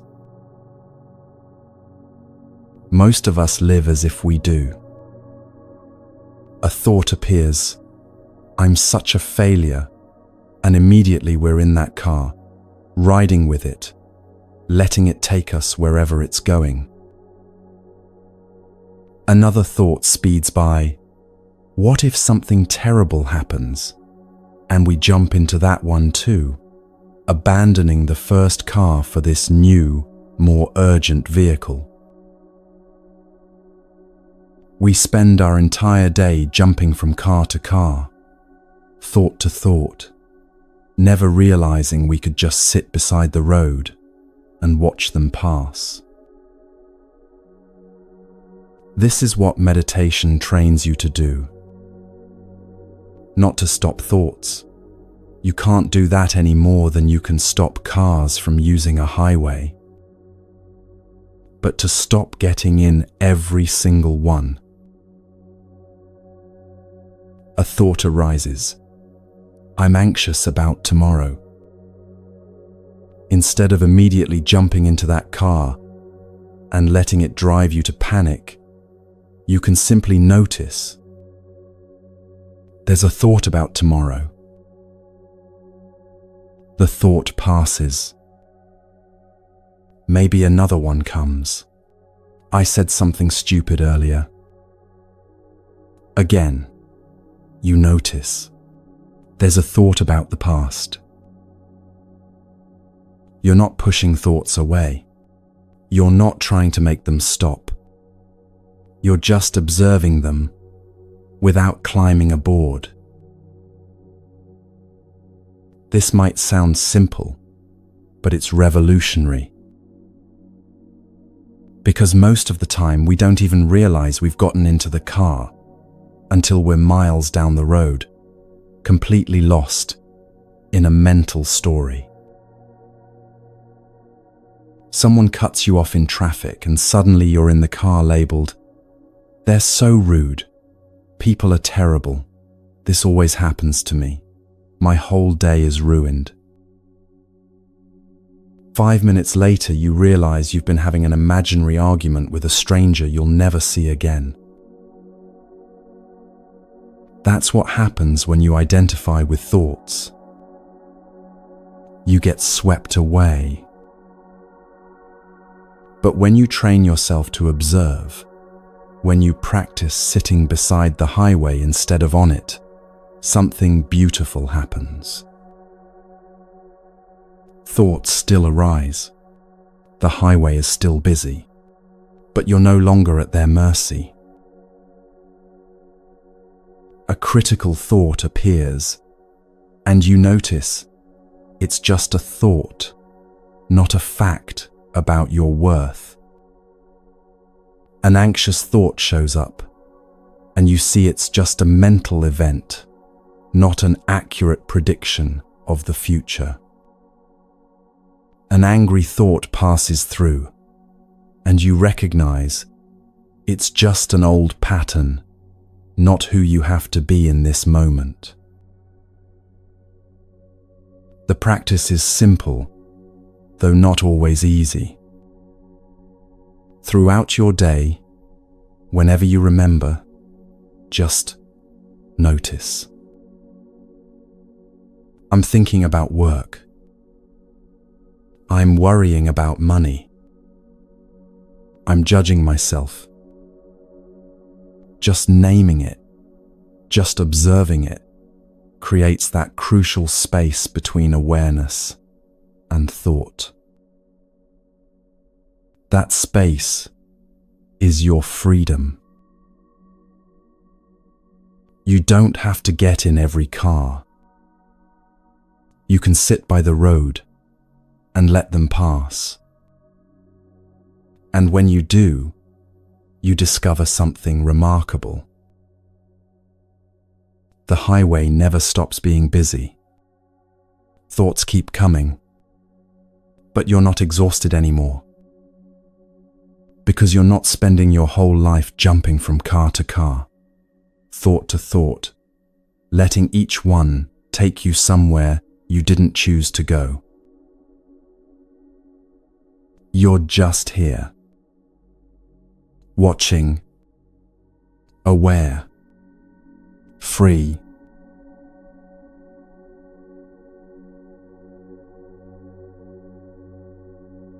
When you really understand that you're not your thoughts, it changes how you relate to everything that happens in your mind. Not all thoughts are true. In fact, most of them aren't. Some thoughts are just echoes of things people said to you when you were young. Some are fears dressed up as facts. Some are projections, your mind trying to predict the future, and usually getting it wrong. Some are distortions, taking one small thing and turning it into a catastrophe. And yet we believe them. Every single day, we believe thoughts that have no basis in reality. Everyone thinks I'm awkward. Really? Everyone? Or is that just a thought passing through? I'll never figure this out. Never? Or is that fear speaking, not truth? I'm not good enough. Based on what evidence? Or is that an old story you've been carrying so long you forgot it's just a story? The Buddha taught that one of the main sources of suffering is believing things that aren't true. And the mind produces untrue thoughts constantly. It's not doing this to hurt you. It's just doing what minds do, trying to make sense of the world, trying to protect you, trying to predict and plan and avoid danger. But in the process, it creates a lot of fiction. The practice is learning to distinguish between what's actually happening and what your mind is telling you is happening. What's actually happening? You made a mistake at work. What your mind tells you, you're incompetent, and everyone knows it, and you're probably going to get fired, and you'll never find another job, and your life is over. Can you see the difference? The first is a fact. The second is a story. And if you can't tell the difference, you'll suffer over things that exist only in your thoughts. This is the liberation the Buddha pointed toward. Not freedom from having thoughts. You'll have thoughts until your last breath. But freedom from being controlled by them. Freedom to hear the critical voice in your head and recognize it's just an old pattern, not an accurate assessment of your value. Freedom to feel anxiety about the future and understand it's your mind's way of trying to protect you, but it doesn't mean disaster is actually coming. Freedom to notice jealousy or anger or shame arising and see these are temporary mental states, not permanent features of who you are. You're not the critical voice. You're the one who can hear it and choose not to believe it. You're not the anxious thoughts. You're the awareness that can hold them without being destroyed by them. You're not the stories your mind creates about your past or your future. You're the spacious presence that can watch those stories arise and pass without getting lost in them. This is what changes everything. Not having fewer thoughts or better thoughts or more positive thoughts, but understanding that thoughts are weather patterns moving through the sky of your awareness, and you, the real you, are the sky itself. Vast, open, unchanged by whatever passes through. And from that spacious awareness, you can choose. Which thoughts deserve your attention? Which ones are trying to help you? Which ones are just old habits that no longer serve? You get to decide. Not because you can control what thoughts arise, you can't. But because you can control which ones you follow, which ones you believe, which ones you let guide your actions. That's not the voice deciding. That's you deciding. And once you know the difference between the two, you're no longer a passenger, in every car that drives past. You're standing on solid ground, watching the traffic, fully aware that you can stay exactly where you are. But even with this understanding, there's still something most of us struggle with deeply. The need to know. The desperate craving for certainty that keeps us trapped in our heads, searching for answers that might not exist.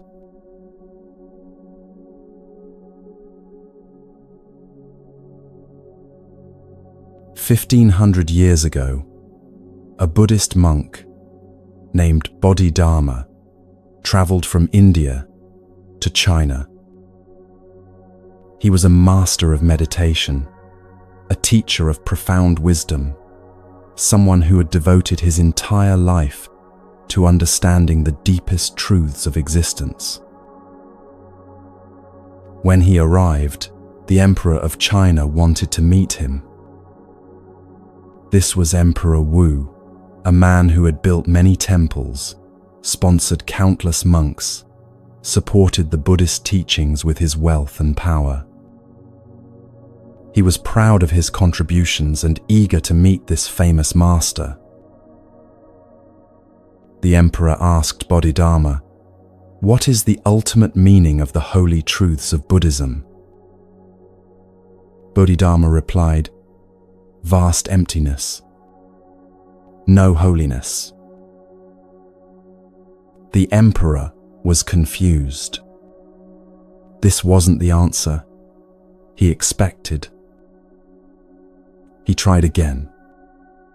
"Who stands here before me?" And Bodhidharma gave an answer that has echoed through Zen Buddhism ever since. "I don't know. Not, I am Bodhidharma. Not, I am a monk.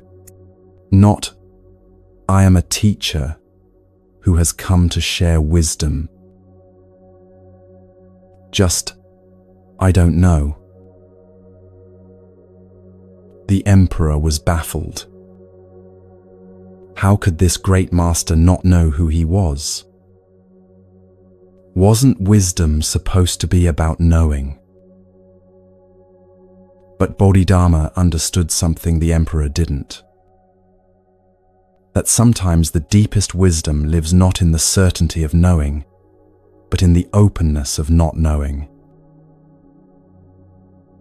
We live in a culture obsessed with answers, with being sure, with having it figured out. "I don't know" feels like failure, like weakness, like something to be embarrassed about. But the Buddha taught something entirely different. He taught that clinging to certainty, demanding to understand everything, needing to know before you can act or rest or trust, this is a form of suffering. Think about how much of your mental energy goes into trying to know things you can't possibly know. What will happen tomorrow? What does that person really think of you? Why did that relationship end? What's the right decision? What if you make the wrong choice? What does it all mean? Your mind spins and spins, analyzing, predicting, reviewing, trying to create certainty where none exists. And all that spinning doesn't actually give you answers. It just exhausts you. There's a teaching from the Buddha about a man who gets shot with a poisoned arrow. He's bleeding. The poison is spreading through his body.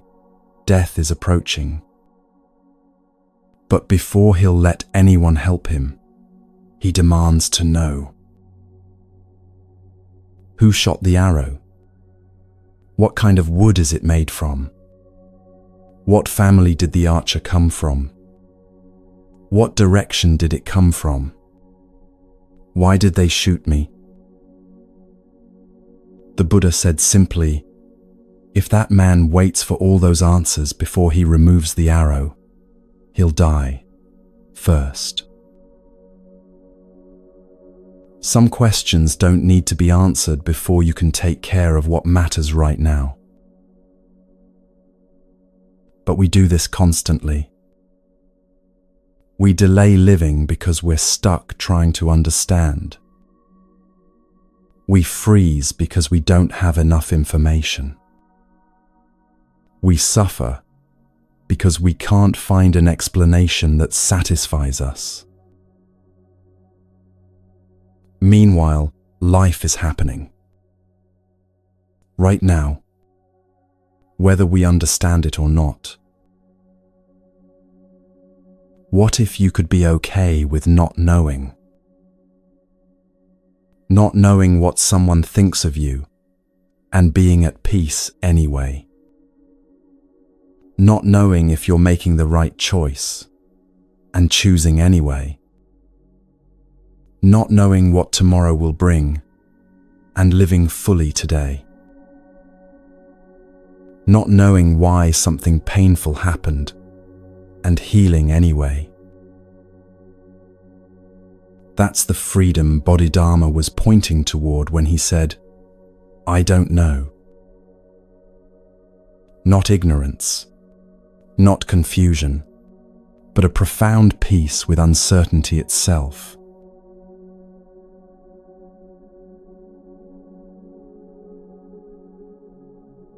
In Zen Buddhism, they call this beginner's mind, or don't know mind.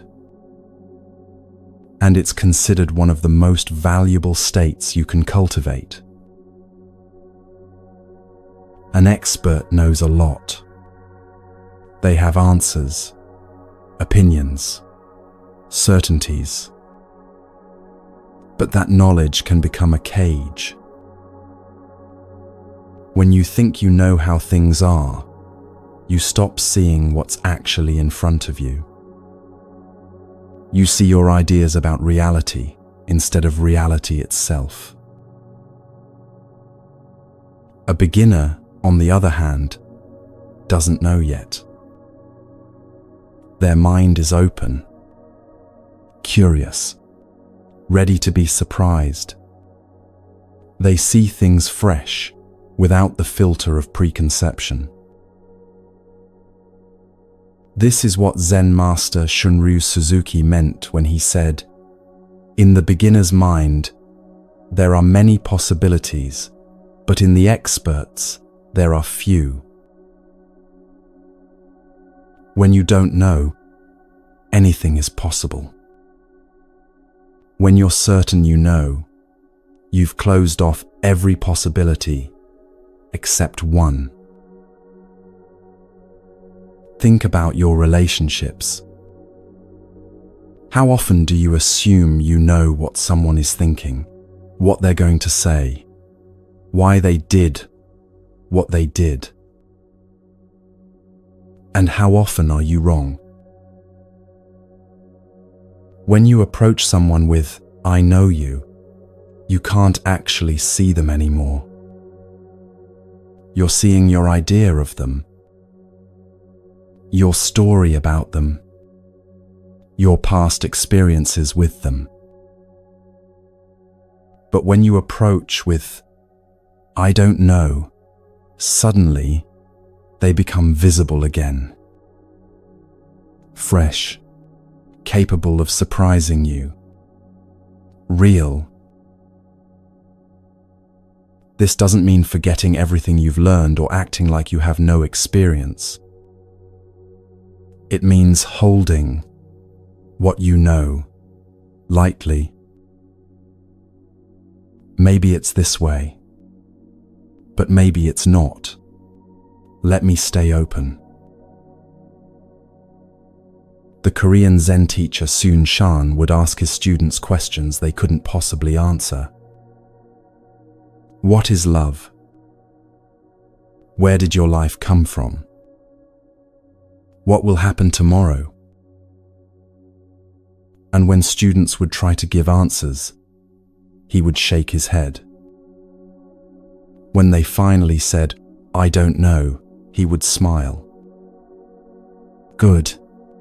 Keep this don't know mind. It is an open mind, a clear mind. Because in that space of not knowing, something remarkable becomes possible. You stop trying to control what you can't control. You stop exhausting yourself with analysis that leads nowhere. You stop demanding that the universe explain itself before you can take the next step.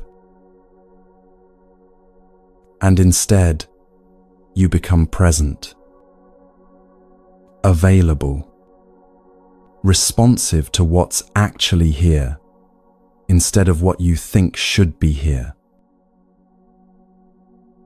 The Buddha himself modeled this.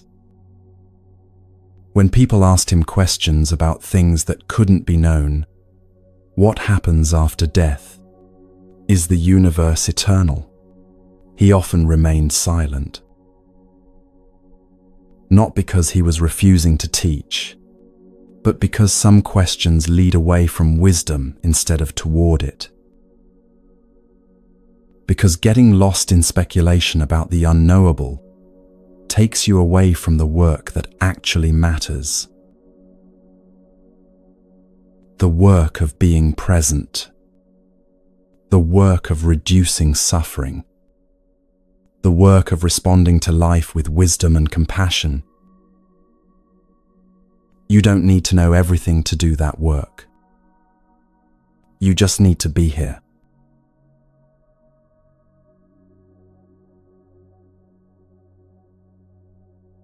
The hardest part about embracing not knowing is that it goes against everything our minds want to do. The mind is a meaning-making machine. It sees patterns, creates explanations, builds narratives that help you make sense of your experience. That's what it's designed to do. But sometimes the mind does this even when there's nothing to understand. It would rather have a wrong answer than no answer at all. Someone doesn't text you back right away, and your mind creates a story. They're mad at me. I said something wrong. They don't want to talk to me anymore. The truth? You don't know. Maybe they're busy. Maybe they forgot. Maybe their phone died. Maybe they're thinking about what to say.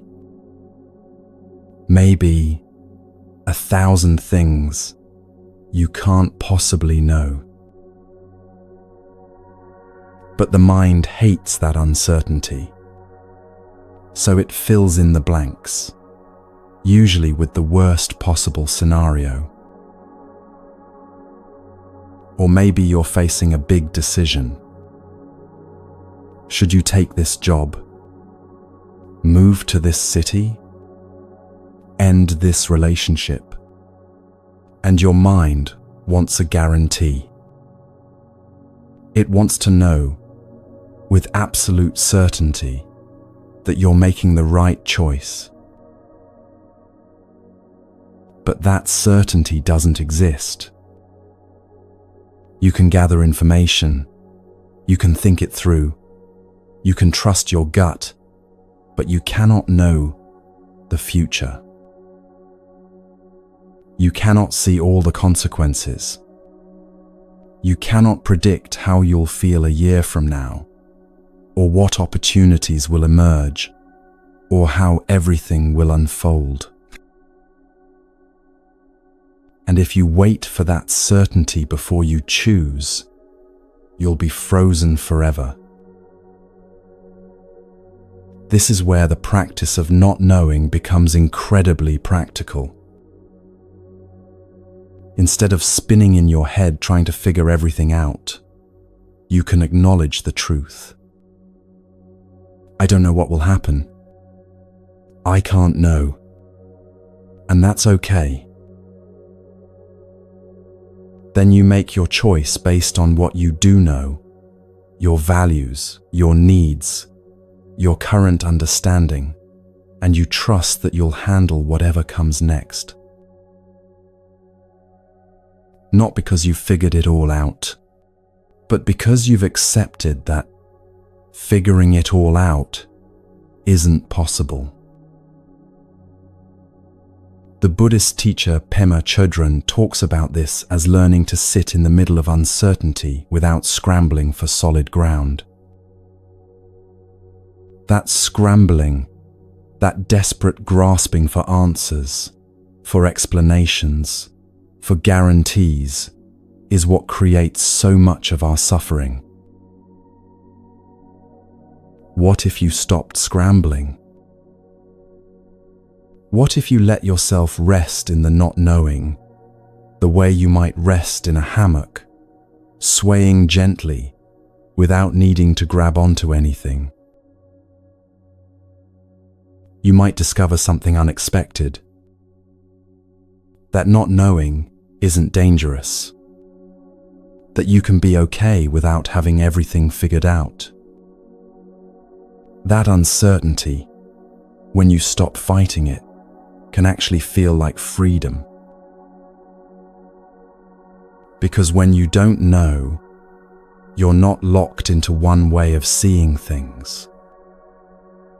You're open, present, available to what is, rather than what you expected. Not knowing isn't being lost. Being lost means you think you should know where you are, but you don't. Not knowing is understanding that the territory itself is constantly changing, and no map could ever capture it fully.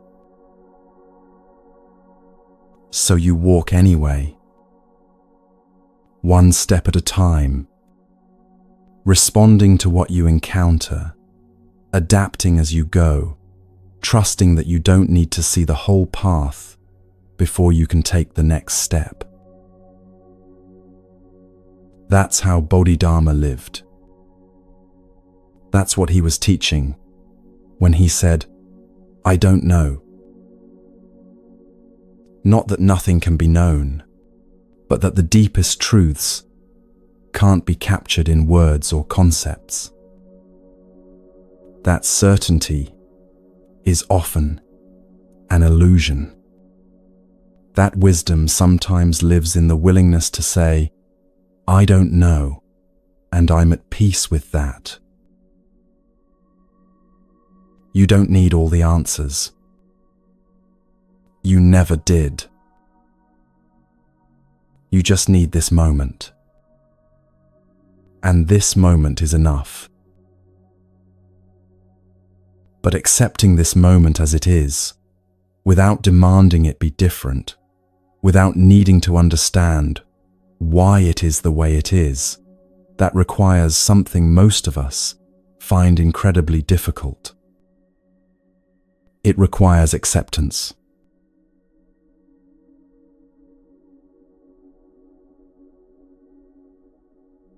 The Buddha was traveling with his disciples through the countryside when he became thirsty.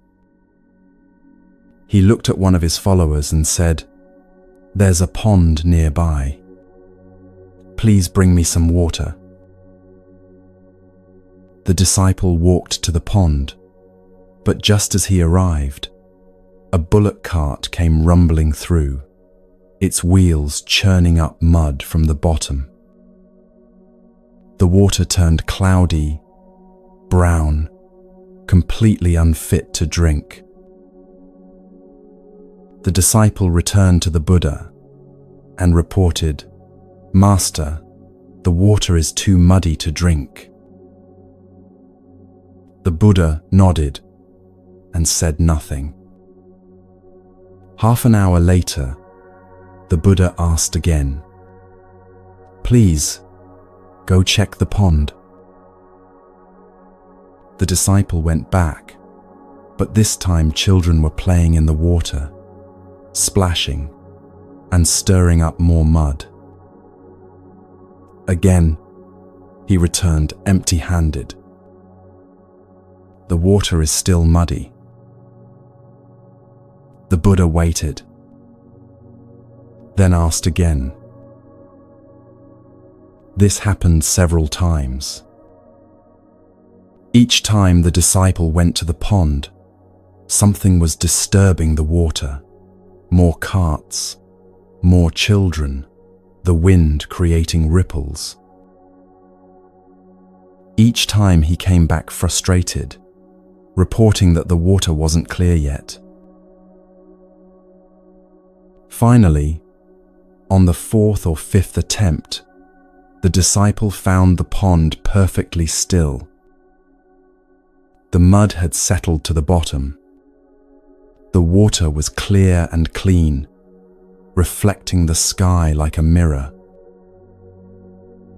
He filled his vessel and returned to the Buddha with a smile. The Buddha looked at the clear water and said, "What did you do to make the water clean?" The disciple thought about it. "Nothing, Master. I just waited. The mud settled on its own." The Buddha nodded. Your mind is exactly like this water. When it's disturbed, when it's agitated, everything becomes cloudy. You can't see clearly, but you don't need to do anything to fix it. Just let it be. Don't stir it up more by fighting with it, by demanding it be different. Give it time, give it space, and it will settle on its own. Still mind, still water.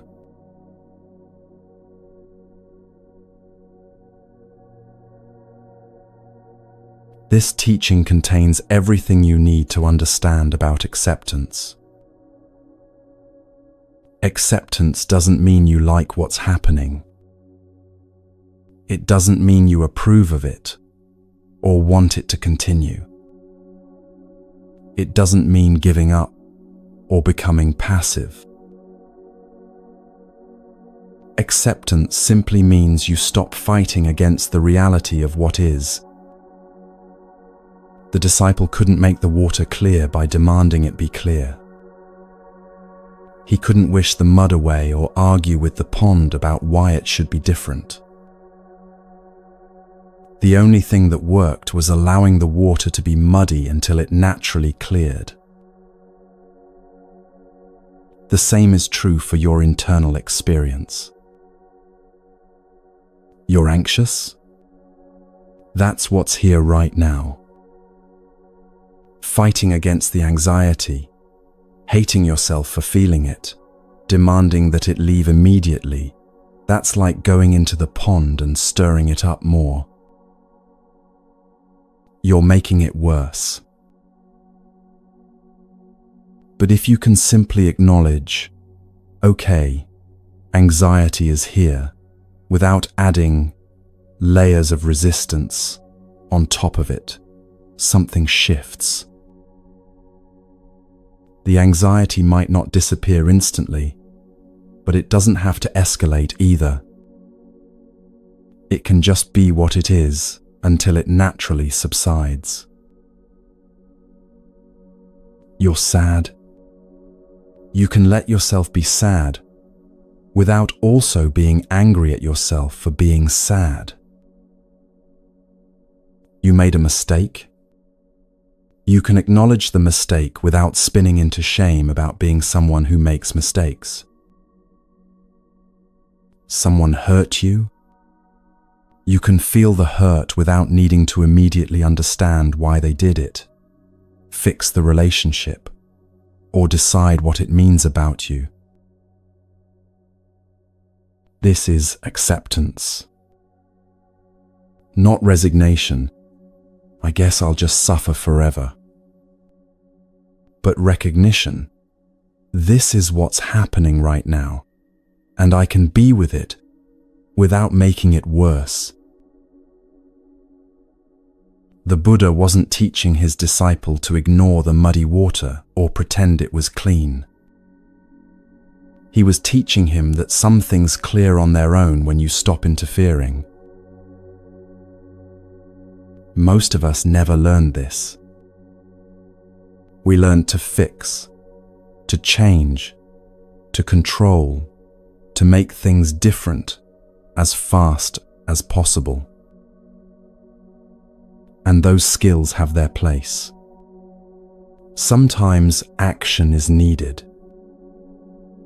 But sometimes, more often than we realize, the action that's needed is no action at all.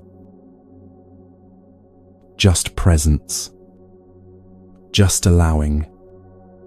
Just letting things settle.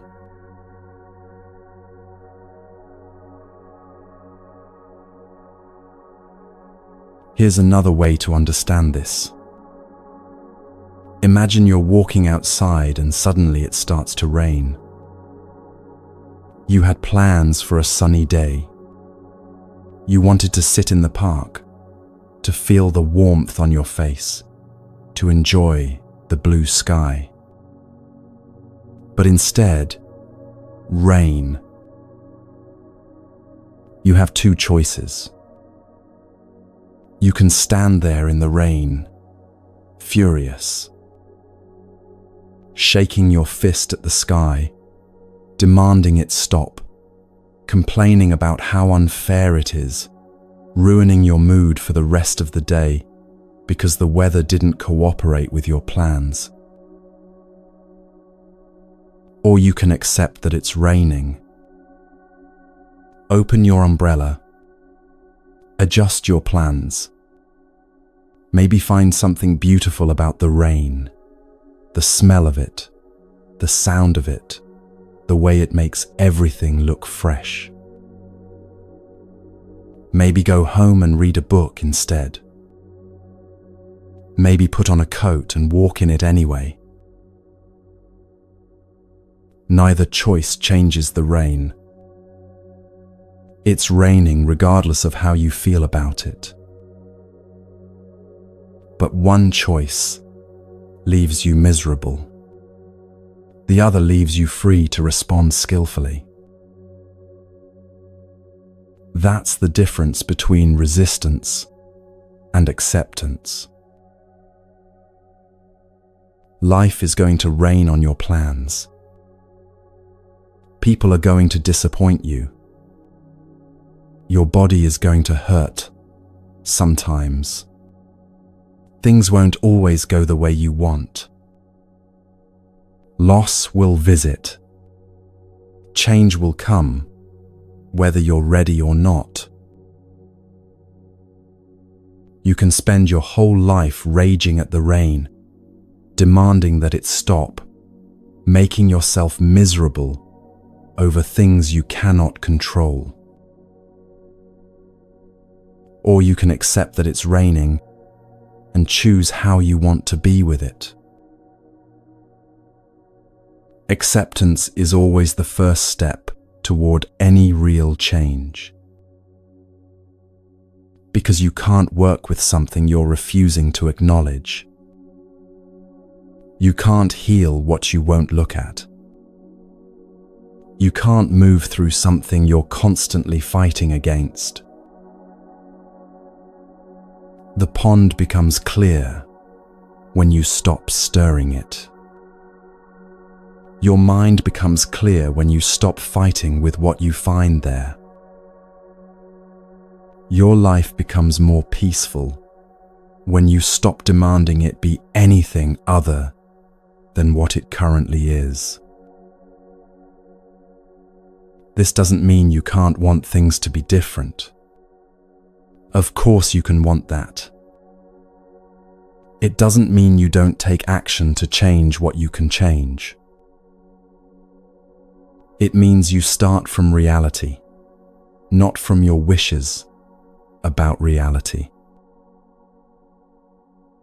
This is what's actually happening right now. I accept that. Now, what's the wise response? That's completely different from, this shouldn't be happening. Why is this happening? I can't handle this. Make it stop. One opens a door. The other slams it shut.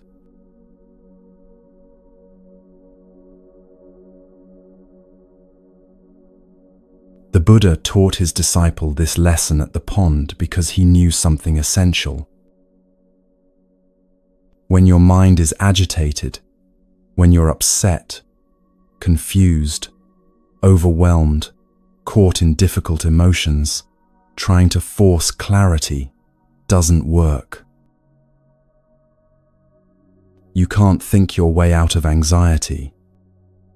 You can't analyze your way out of grief. You can't force your mind to be calm by being angry at it for not being calm.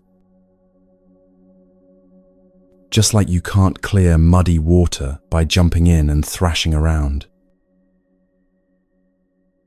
The water clears when you leave it alone. Your mind settles when you stop fighting with it. This is one of the most counterintuitive teachings in Buddhism, especially for those of us who have been taught that we should always be doing something, fixing something, improving something.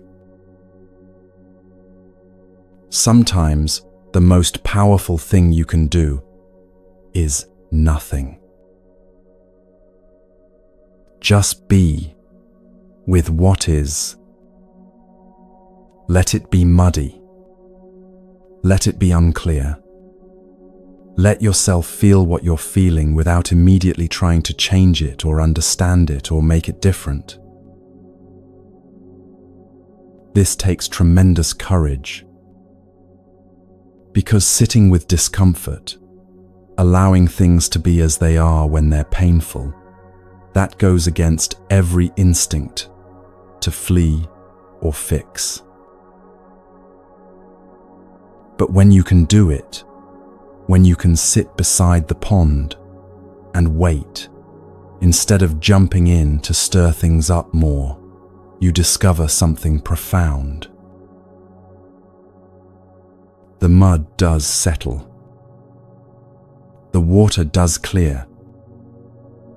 Not because you made it happen, but because you stopped preventing it from happening. Your anxiety does ease. Your sadness does shift. Your confusion does resolve. Not all at once, not on your timeline, but naturally, in its own time, when you stop adding fuel to the fire. The practice is simple, though not easy. When you notice your mind is muddy, when thoughts are churning, emotions are intense, everything feels overwhelming, pause. Don't try to fix it. Don't try to understand it. Don't try to force it to be different. Just be still. Like the Buddha's disciple waiting by the pond. Breathe. Let the mud be muddy. Trust that if you stop stirring, clarity will come on its own. This is acceptance, not as a one-time decision, but as a practice you return to again and again. When the rain comes, you open your umbrella instead of cursing the sky. When your mind is muddy, You wait instead of jumping in to make it worse. When life is difficult, you acknowledge it's difficult instead of demanding it be easy. And from that place of acceptance, not resignation, not giving up, but clear-eyed recognition of what is, you can finally begin to work with your life instead of against it. Still mind, still water. That's where wisdom lives. That's where peace begins. And it all starts with one simple practice. Letting things be as they are, just for this moment, just long enough to see clearly. Then, from that clarity, you can choose your next step.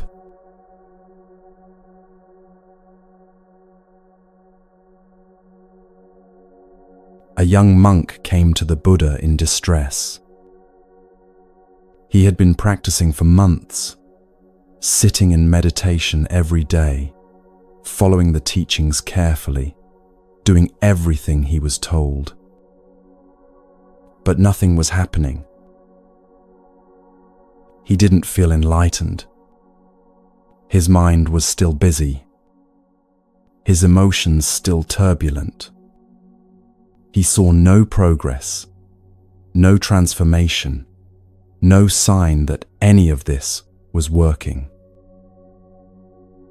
"Master," he said, "I've tried so hard. I've done everything you taught, but I feel exactly the same. When will something change? How much longer do I have to wait?" The Buddha listened quietly. Then he asked a simple question. "Have you ever watched water carve through stone?" The disciple was confused. Water and stone? What does that have to do with my practice?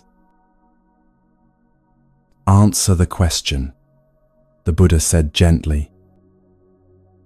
"When water flows over stone day after day, year after year, what happens?"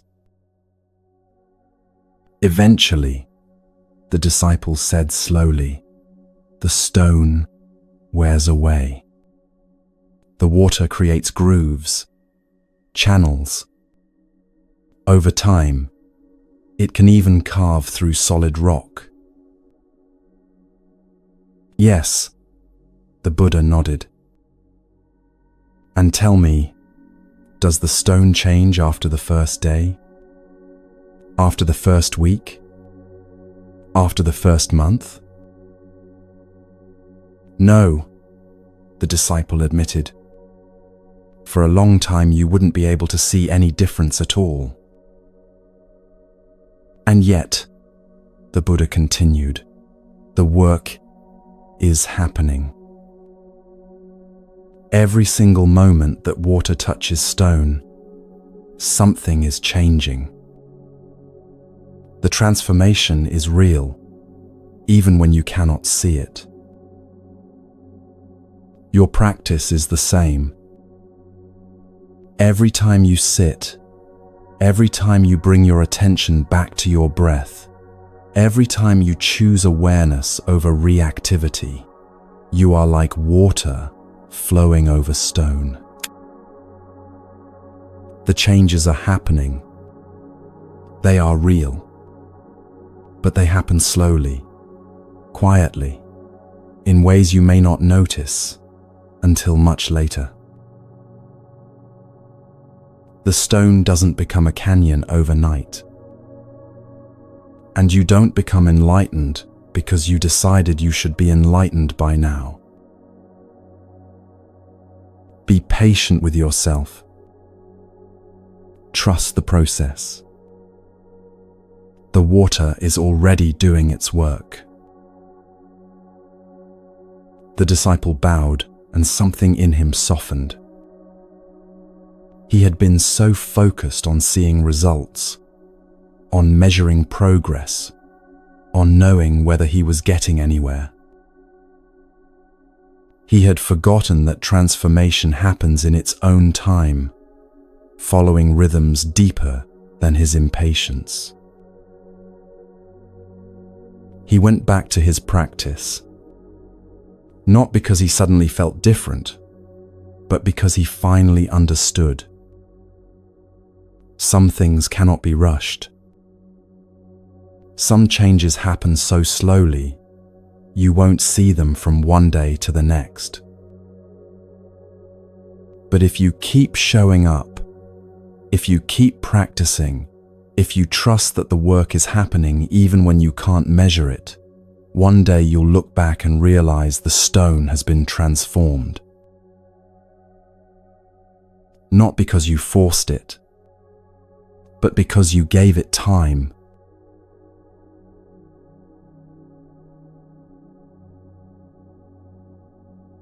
This teaching speaks to something most of us struggle with constantly. We hate waiting. We hate waiting for external things. The text message that doesn't come, the job offer that takes too long, the relationship that won't move forward, the pain that won't ease, the situation that refuses to resolve itself on our timeline. But even more than that, we hate waiting for internal changes. You start meditating and expect to feel calm immediately. You begin therapy and want to be healed by next month. You decide to change a habit and get frustrated when it doesn't stick after 3 days.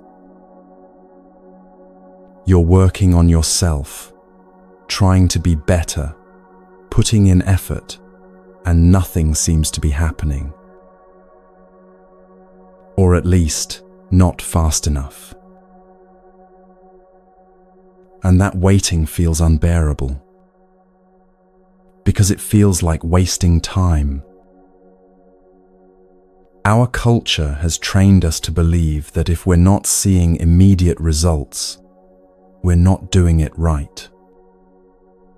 That waiting is what happens when you're not working hard enough, not being strategic enough, not optimizing correctly. But the Buddha taught something completely different. He taught that some of the most important work happens invisibly, slowly, in ways that cannot be measured or tracked or hurried along. Think about a seed planted in soil. For days, weeks, nothing appears above ground. If you dug it up to check on it, you'd kill it. If you tried to make it grow faster, you'd damage it. The only thing you can do is water it, give it light, and wait. But that waiting isn't passive. Underneath the soil, everything is happening. Roots are forming, cells are dividing, energy is gathering. The seed is transforming itself from the inside out. You just can't see it yet. The same is true for your internal growth. You sit in meditation day after day, and your mind still wanders, but something is shifting beneath the surface. You work on being less reactive, and you still snap at people, but slowly, imperceptibly, the pattern is weakening. You practice self-compassion and still judge yourself harshly, but the judgment has a little less power each time. Water carving stone. Day after day after day. The problem is, we're looking for dramatic change. We want to wake up one morning and be completely different, calmer, wiser, more patient, fully healed. And when that doesn't happen, we assume nothing is working. But transformation doesn't usually work that way. Real, lasting change happens gradually. It happens through repetition, through showing up again and again, even when you can't see progress. The monk who came to the Buddha was looking at his practice the wrong way. He was measuring himself against some imagined endpoint, enlightenment, peace, perfection. And because he hadn't reached that endpoint yet, he thought he was failing. But the Buddha redirected him. The practice itself is the transformation. Every moment you choose awareness, you're changing. Every moment you return to presence, you're different than you were before. The stone doesn't feel the water working on it, but the work is real. You may not feel yourself changing, but if you're practicing, if you're showing up, if you're trying, if you're choosing differently, even in small ways, you are changing. The waiting isn't wasted time. The waiting is when the work happens.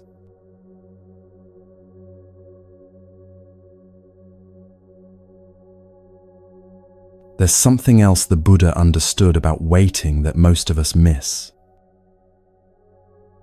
Waiting isn't empty space. It's not just the gap between where you are and where you want to be. Waiting is its own kind of richness. The seed underground isn't doing nothing. It's germinating. It's gathering what it needs to break through the soil. That time in darkness is essential. The same is true for you. When you're waiting for clarity, you're learning to sit with uncertainty. When you're waiting for healing, you're developing resilience.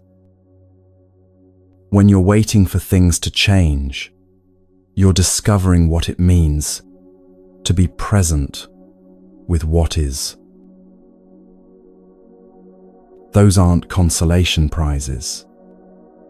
That's the real work. The Buddha didn't tell his disciple, "Be patient, and eventually you'll get what you want." He said something deeper. The transformation is already happening. You're just not recognizing it. Because we think the gift is at the end, when we finally achieve the goal, reach the destination, become the person we're trying to be. But the Buddha taught that the gift is in the journey itself. Every moment you practice patience, you're becoming more patient. Every moment you sit with discomfort without running away, you're building capacity to be with difficulty. Every moment you choose presence over distraction, you're training yourself in a way of being that will serve you for the rest of your life. That's not waiting for something to happen.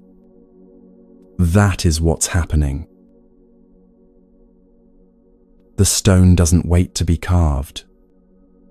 The carving is what's happening to it, moment by moment, imperceptibly, but absolutely real.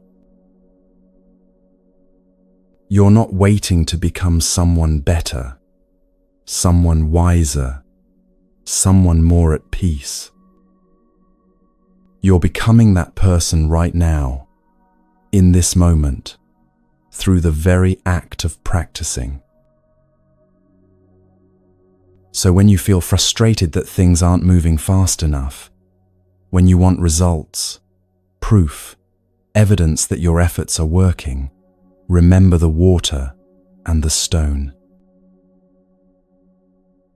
The water doesn't question whether it's making a difference. It just flows.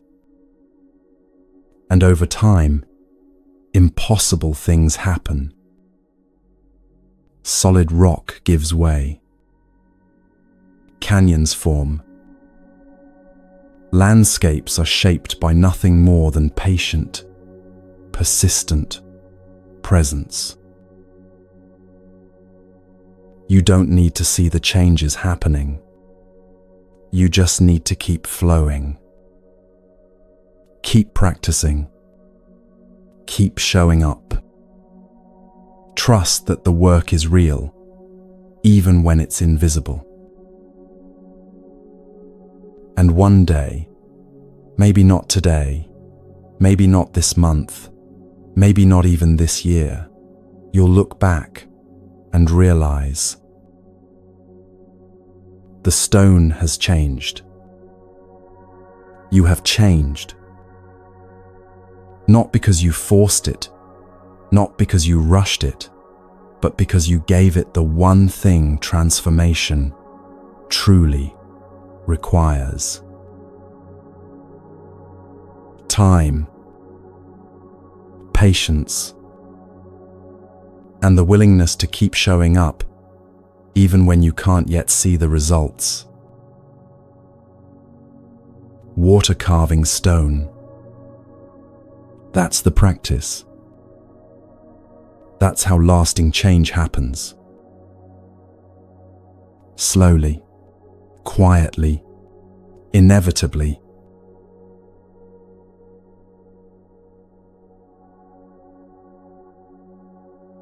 There's a species of bamboo that grows in China that teaches one of the most profound lessons about trust. When you plant Chinese bamboo, something remarkable happens. Or rather, something remarkable doesn't happen. You plant the seed in good soil. You water it faithfully. You tend to it, care for it, give it everything it needs. And then you wait.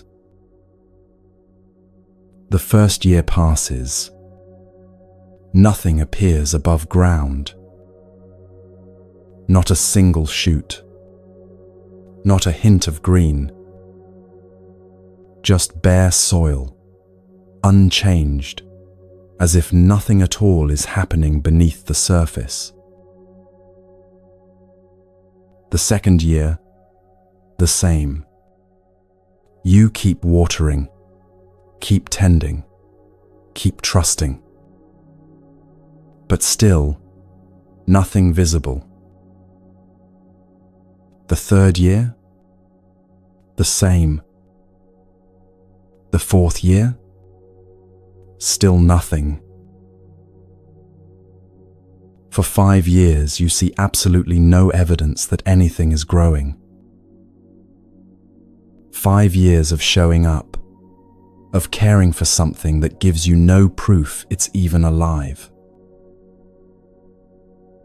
And then, in the 6th year, something extraordinary happens. The bamboo breaks through the soil. And once it starts growing, it doesn't stop. It shoots upward at an astonishing rate, sometimes growing up to 90 feet in just 6 weeks. 90 feet in 6 weeks, after 5 years of apparent silence. But here's what makes this so powerful. The bamboo wasn't doing nothing for those 5 years. It was growing the entire time, just not where anyone could see it. Underground, beneath the surface, invisible to anyone watching and waiting above, the bamboo was building its root system, creating a foundation so vast, so strong, so intricate that it could support 90 feet of growth in a matter of weeks. If the bamboo had tried to grow upward in the first year, it would have collapsed under its own weight. It needed those 5 years of invisible work to create the infrastructure that would allow for explosive, sustainable growth. The farmers who plant Chinese bamboo know this. They don't dig up the soil to check if the roots are forming. They don't abandon the field because they can't see progress. They trust the process. They water the empty-looking soil every single day, year after year, trusting that the work is happening even when there's no visible proof. And eventually, inevitably, the bamboo appears.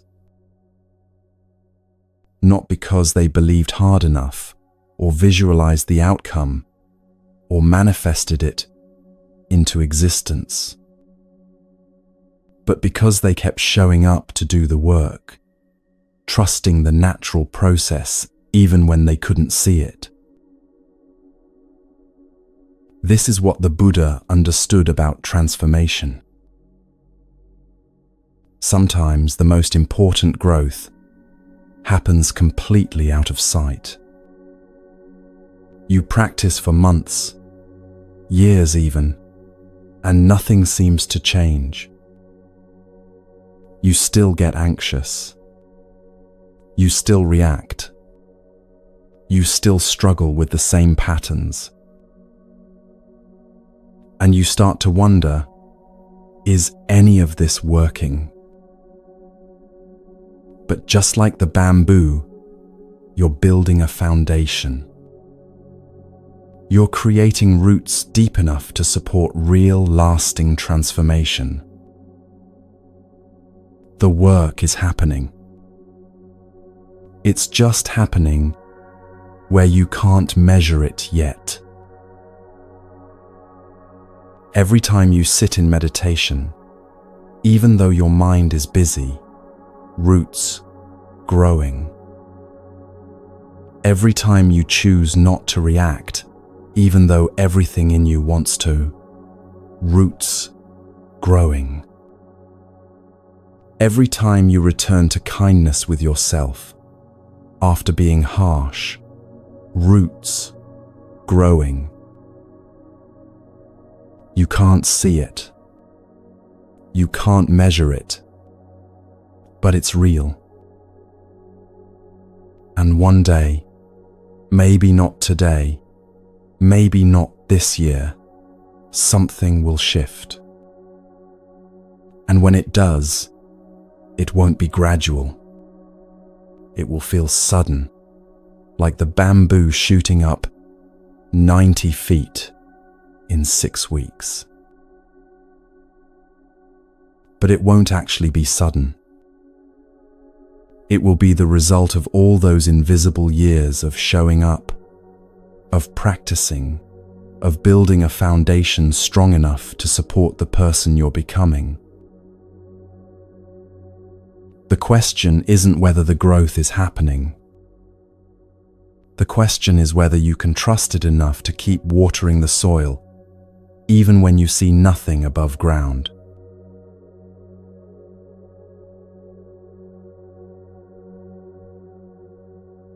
This kind of trust is hard for most of us, because we've been taught to believe only what we can see, measure, and prove.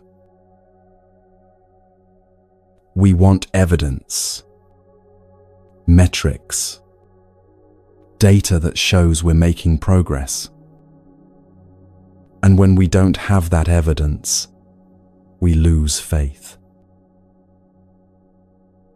But the Buddha wasn't asking for blind faith. He was inviting something much more practical. He said, "Don't believe me because I say it's true. Don't accept these teachings just because they sound wise or because they're written in ancient texts. Test them yourself. Try the practices. See what happens in your own experience." This is experiential trust, not blind belief. You don't have to trust that meditation will help you before you start meditating. You just have to be willing to try it and notice what happens. You don't have to believe that letting go reduces suffering before you practice letting go. You just have to be willing to test it in your own life and see if it's true. The Buddha's entire teaching was an invitation to experiment. I've found a way to reduce suffering. Here it is.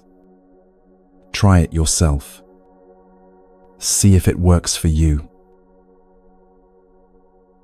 That's completely different from saying, "Believe this, or else." But here's the thing about experiential trust. You have to give the experiment time. You can't plant bamboo, wait 3 days, see nothing, and conclude, "Well, this doesn't work."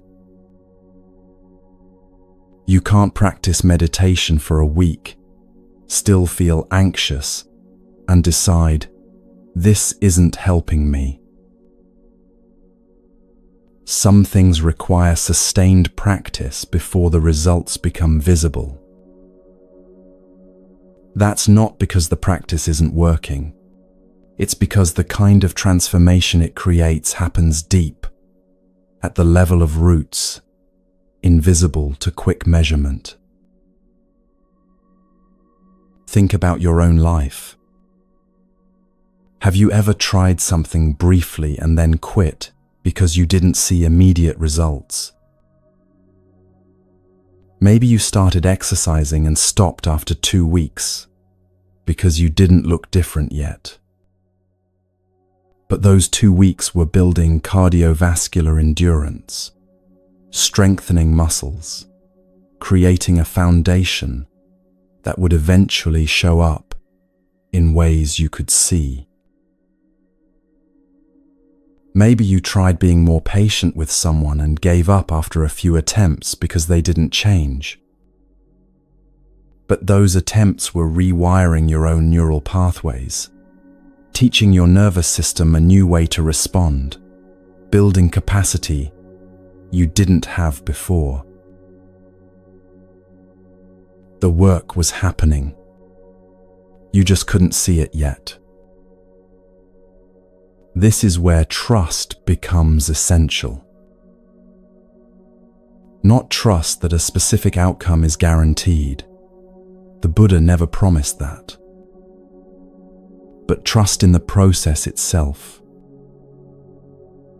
Trust that when you practice awareness, something shifts in you, even if you can't name what.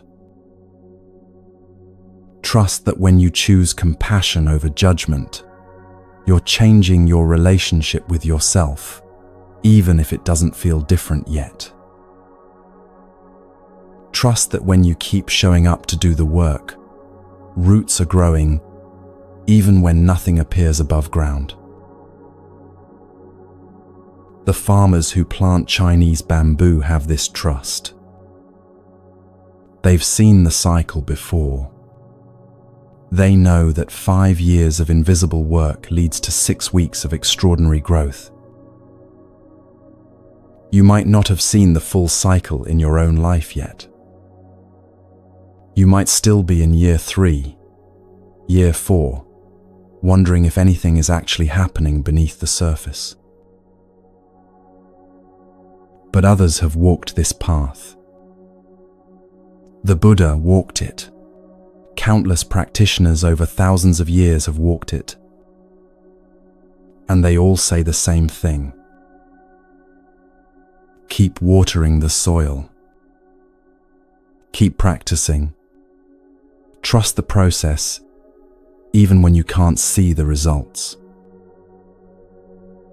Not because you're naive, or because you're forcing yourself to believe something that isn't true, but because you've tested it enough to know the work is real, the roots are growing, and transformation is happening even when it's invisible. That's the trust the Buddha invites. Not blind faith, but earned trust. Trust built one day of practice at a time, one moment of choosing differently at a time, one breath at a time. Eventually, the bamboo breaks through. And when it does, you'll understand that every single day of watering the empty-looking soil mattered. Every single practice session, when you felt like nothing was happening, it was building your foundation. Every time you showed up, even when you couldn't see progress, you were growing roots. And those roots will support you when the growth becomes visible. They'll hold you steady when life gets difficult. They'll give you the strength to reach heights you can't imagine yet. But first, you have to trust enough to keep watering the soil.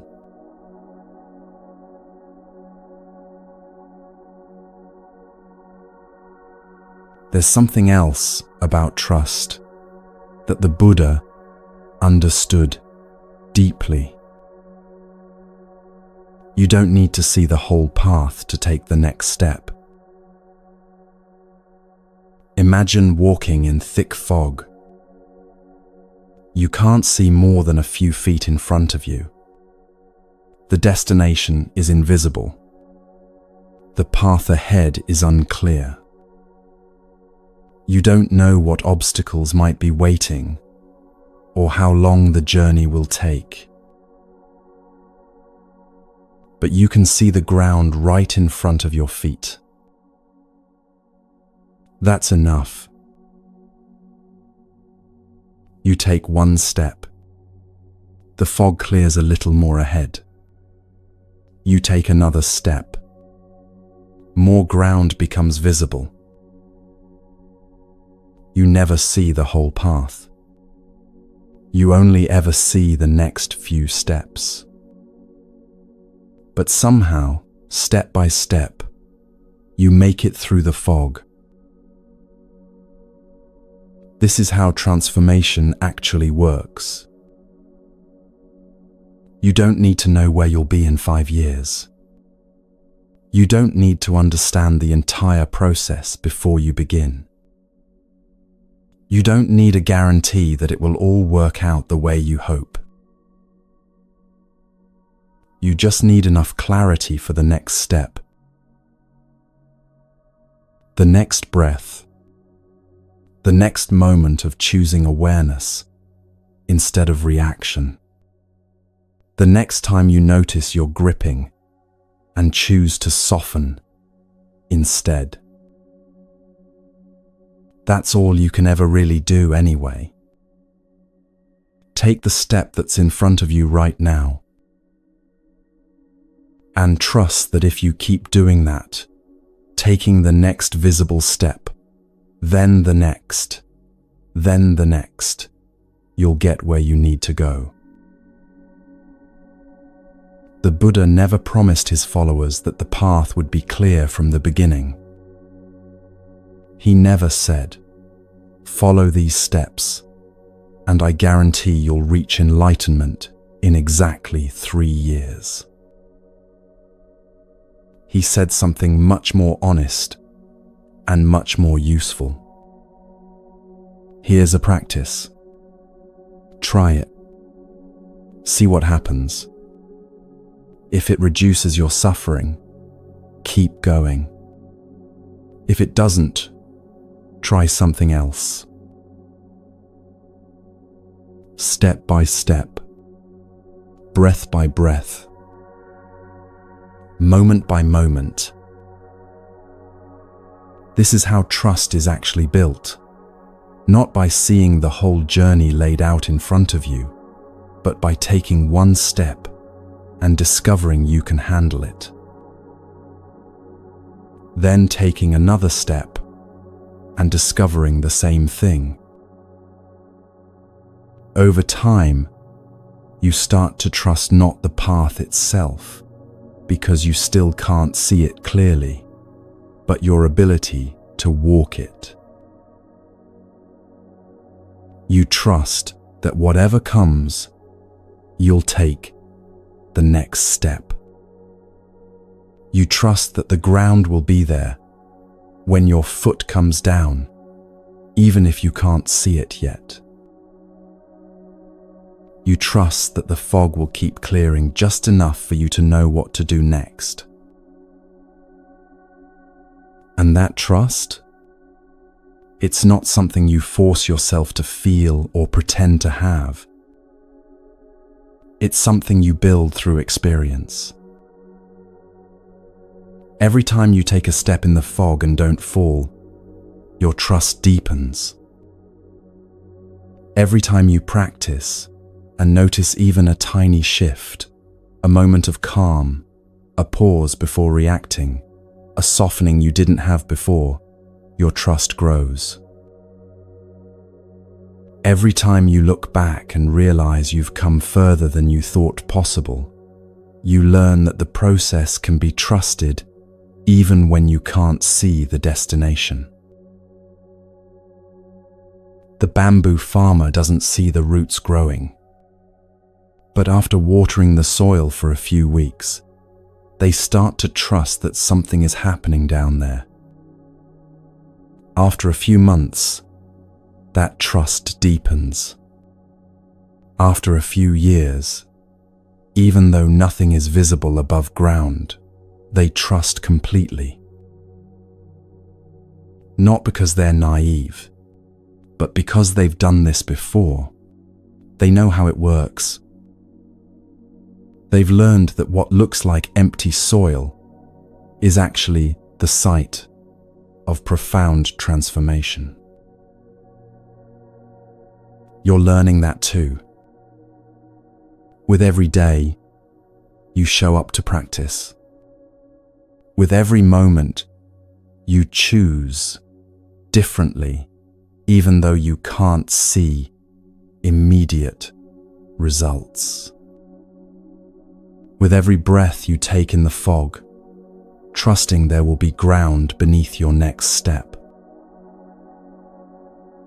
You're building trust. Not in certainty, because certainty doesn't exist, but in your capacity to keep walking, even without it. And that's all you need. The next step, this breath, this moment of practice. The bamboo will break through when it's ready. The fog will clear when it clears.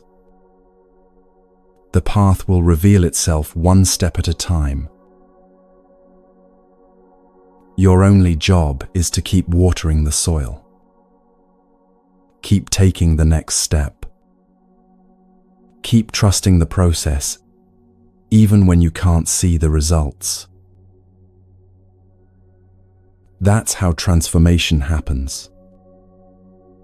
Not all at once, not visibly, not on your timeline,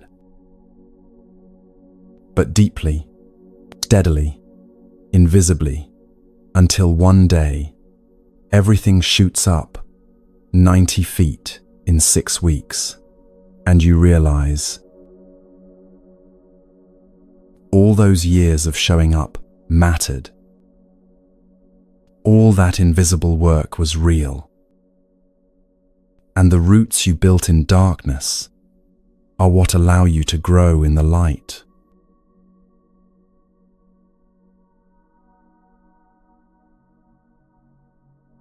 Near the end of his life, after teaching for 45 years, after sharing countless sutras and giving wisdom to thousands of disciples, the Buddha said something that shocked everyone who heard it.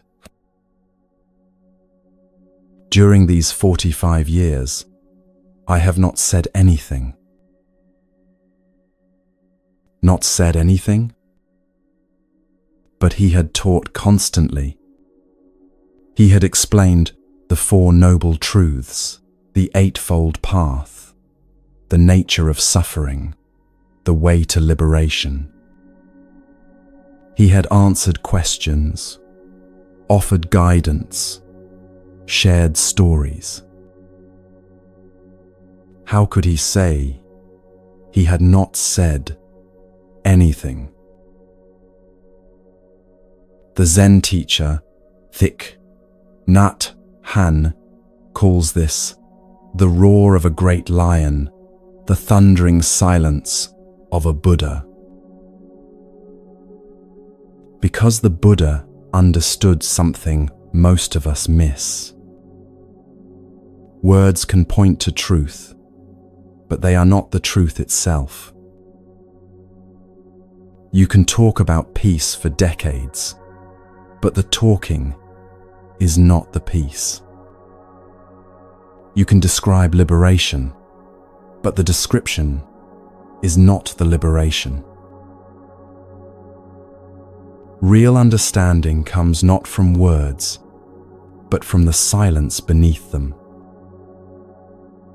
From direct experience that cannot be captured in language. From a knowing that lives deeper than any explanation. And so the Buddha could teach for 45 years and truthfully say he had said nothing. Because what he was really pointing toward, that spacious, profound, wordless truth, could never be contained in his words. He was asking his disciples to look beyond the finger pointing at the moon and see the moon itself. But we live in a world that's forgotten silence. There's noise everywhere. External noise, traffic, music, notifications, conversations, screens, talking at us every moment of the day. And internal noise, thoughts that never stop, plans and worries, and commentary running constantly in your head.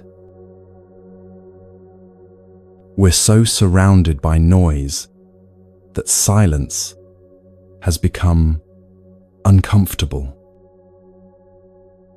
even frightening. When was the last time you sat in complete silence? No music, no podcast, no TV in the background, no scrolling to fill the space. Just you, sitting quietly, with nothing to distract you from your own presence. For most people, that feels unbearable after about 30 seconds. The mind starts scrambling for something to do, something to think about, something to fill the emptiness. But what we call emptiness is actually fullness. What feels like nothing is actually everything. the Buddha taught through silence as much as through words. Sometimes more. When people asked him certain questions about the nature of the universe, about what happens after death, about things that cannot truly be known, he would remain silent. Not because he was refusing to answer, but because silence was the answer. Because some questions lead you away from truth instead of toward it. Because getting lost in speculation takes you out of this moment, which is the only place where real understanding lives. Not all questions need answers. Sometimes the question itself is the problem. What is the meaning of life? Your mind asks. And you could spend years, decades, trying to find the answer in books, or philosophy, or religion. Or you could sit in silence and discover that the meaning is here, in this breath, in this moment of being alive. Not hidden in some explanation you need to uncover, but present in the simple fact of your existence. The Buddha's thundering silence was his way of saying, stop searching for truth in words and concepts. Stop trying to think your way to peace. Just be here, quiet, present, and see what reveals itself.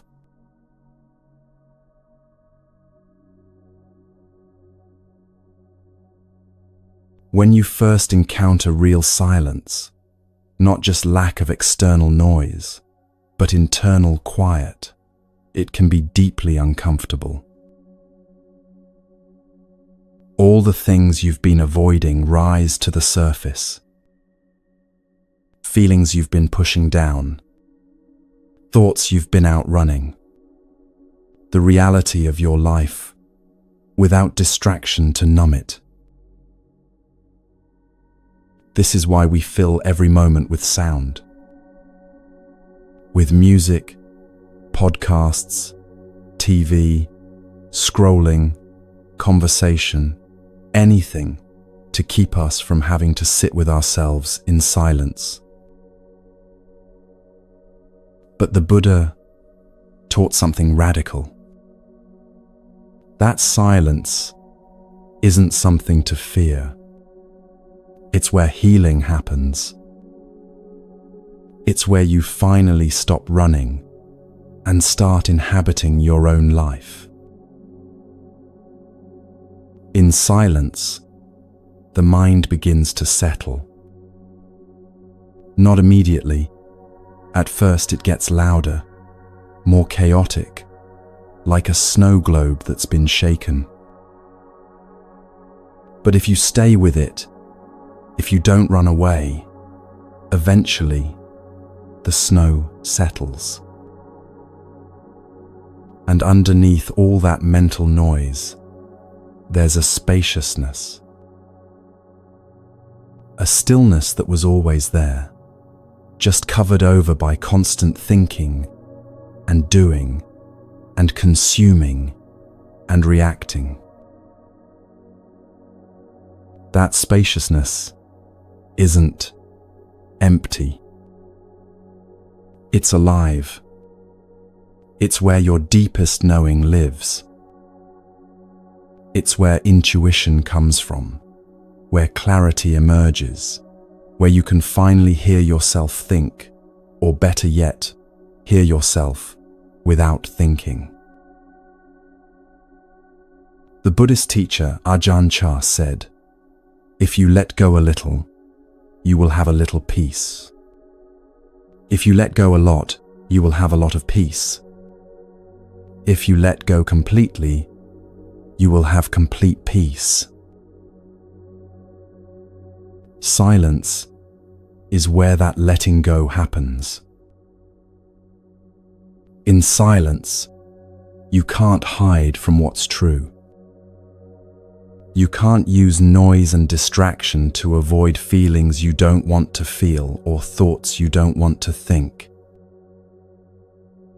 Everything is here, in the quiet.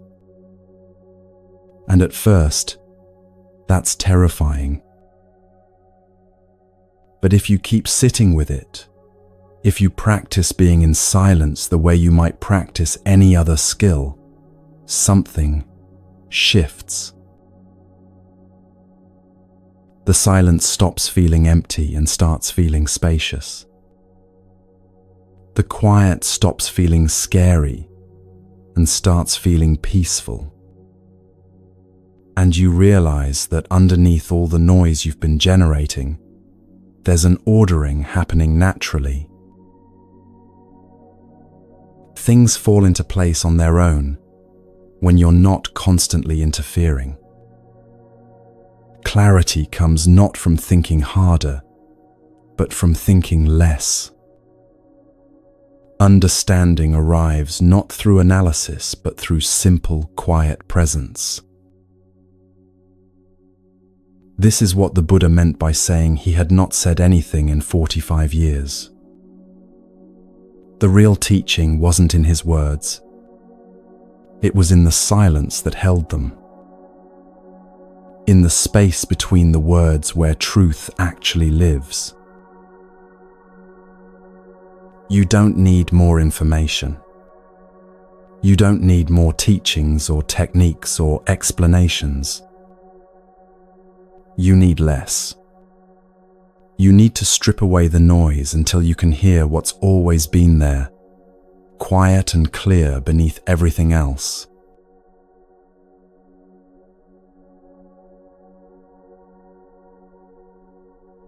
Silence isn't just something you practice alone. It's one of the most powerful ways to be with another person. Think about the people you feel closest to, the ones you truly trust. Can you sit with them in silence and feel comfortable? Not awkward silence where you're both scrambling for something to say, but easy silence, companionable silence, where nothing needs to be filled because the presence itself is enough. That's intimacy. Not constant talking, not entertainment, not performance. Just being together without the need to do anything about it. The Buddha often taught this way. He would sit with his disciples in silence, and in that shared quiet, something was transmitted that no words could convey. When someone you love is grieving, you don't need to fill the silence with platitudes or advice or attempts to fix their pain. Sometimes the most healing thing you can offer is just to sit with them. To be present without needing to make it better. Silence says, "You don't have to perform for me. You don't have to explain yourself. I'm here, and that's enough." You can practice this in small ways. Walk without your headphones in. Just walk, noticing what's around you, feeling your body move, breathing. Eat a meal in silence, really tasting the food instead of scrolling or watching something while you eat. Drive without the radio on. Sit on your couch without immediately reaching for your phone. Stand in line without needing to fill every second with distraction.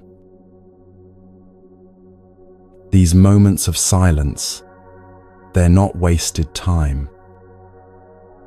They're when you come back to yourself.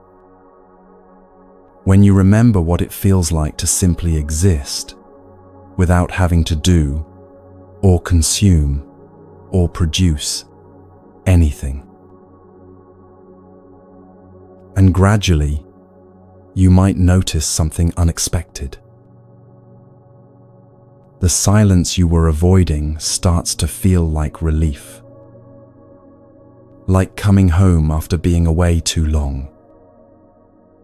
Like finally setting down a weight you've been carrying without realizing it. Your nervous system settles. Your thoughts slow down. Your breath deepens. And in that quiet space, you can actually hear yourself, not the anxious voice that's always planning and worrying, but the deeper knowing underneath. The Buddha sat in silence under the Bodhi tree for 49 days before his enlightenment. Not 49 days of thinking about enlightenment or trying to figure it out. 49 days of just sitting, being quiet, letting everything settle until what was always true became clear. You don't need 49 days. You just need to begin. 5 minutes of silence a day. Just sitting, breathing, being present without filling the space with anything. It might feel uncomfortable at first. Your mind will protest. You'll want to check your phone, make a list, plan something, do anything other than just sit there. But if you stay with it, if you keep choosing silence even when it feels hard, you'll discover what the Buddha was pointing toward. That underneath all the noise, external and internal, there's a vast, peaceful silence that's always been there, waiting for you to notice it, holding space for you to come home. And in that silence, you'll find what 45 years of words could never give you. Not information about peace, but peace itself.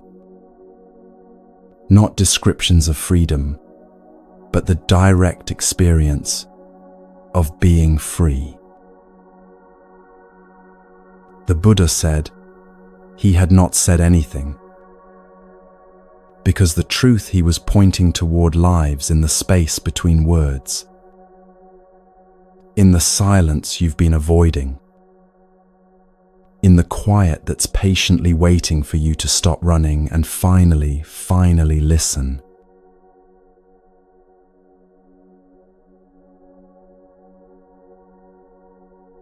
A monk came to Master Joshu with great eagerness. He had just entered the monastery and was ready to learn everything about Zen, about enlightenment, about the deep truths of existence. "Master," he said, bowing respectfully, "I have just entered the monastery. Please teach me."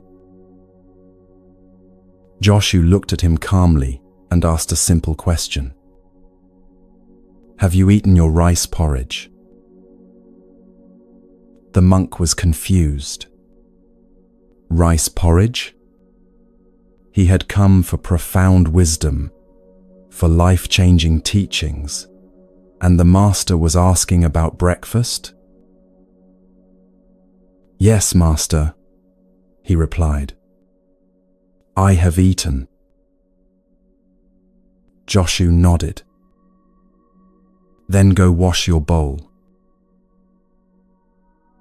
That was it. No elaborate philosophy. No secret teachings, no complex instructions about meditation or enlightenment. Just wash your bowl. And in that moment, Something opened in the monk's understanding. He was enlightened, not because he learned something new, not because Joshu gave him a profound teaching, but because he finally understood what he'd been missing. Life isn't complicated. You eat, you wash your bowl, you do what's in front of you without making it into something more than it is. We spend so much time searching for the secret to happiness, the key to peace, the answer to our suffering. We collect teachings, read books, seek out wisdom, accumulate knowledge. But the Buddha's message was the opposite of accumulation. It was about letting go. Wash your bowl. Do what needs to be done. Stop complicating what's simple. A Buddhist monk traditionally carries only 3 things: robes to wear, mala beads to count breaths or mantras, and a bowl for alms, to receive food, to eat from, to serve, as the only possession needed for sustenance. 3 things. Not because monks are ascetics who hate comfort or joy, but because they've discovered something most of us haven't yet learned. The less you carry, the freer you are. And this isn't just about physical possessions. It's about everything you're carrying that weighs you down. The commitments you said yes to that drain your energy. The relationships you're maintaining out of obligation rather than joy. The mental clutter, the worries, the grudges, the stories about yourself that no longer serve you. The Buddha himself demonstrated this. He was born a prince, raised in luxury, given everything anyone could want. And he walked away from all of it. Not because possessions are evil or wealth is wrong, but because he discovered that external richness can't touch internal poverty. That you can have everything and still be suffering. That peace doesn't come from acquiring more. It comes from needing less. When he left the palace, he didn't just leave behind objects. He left behind the identity of prince, the expectations of his family, the security of knowing his place in the world. He stripped everything away until he could see what remained. And what remained was enough.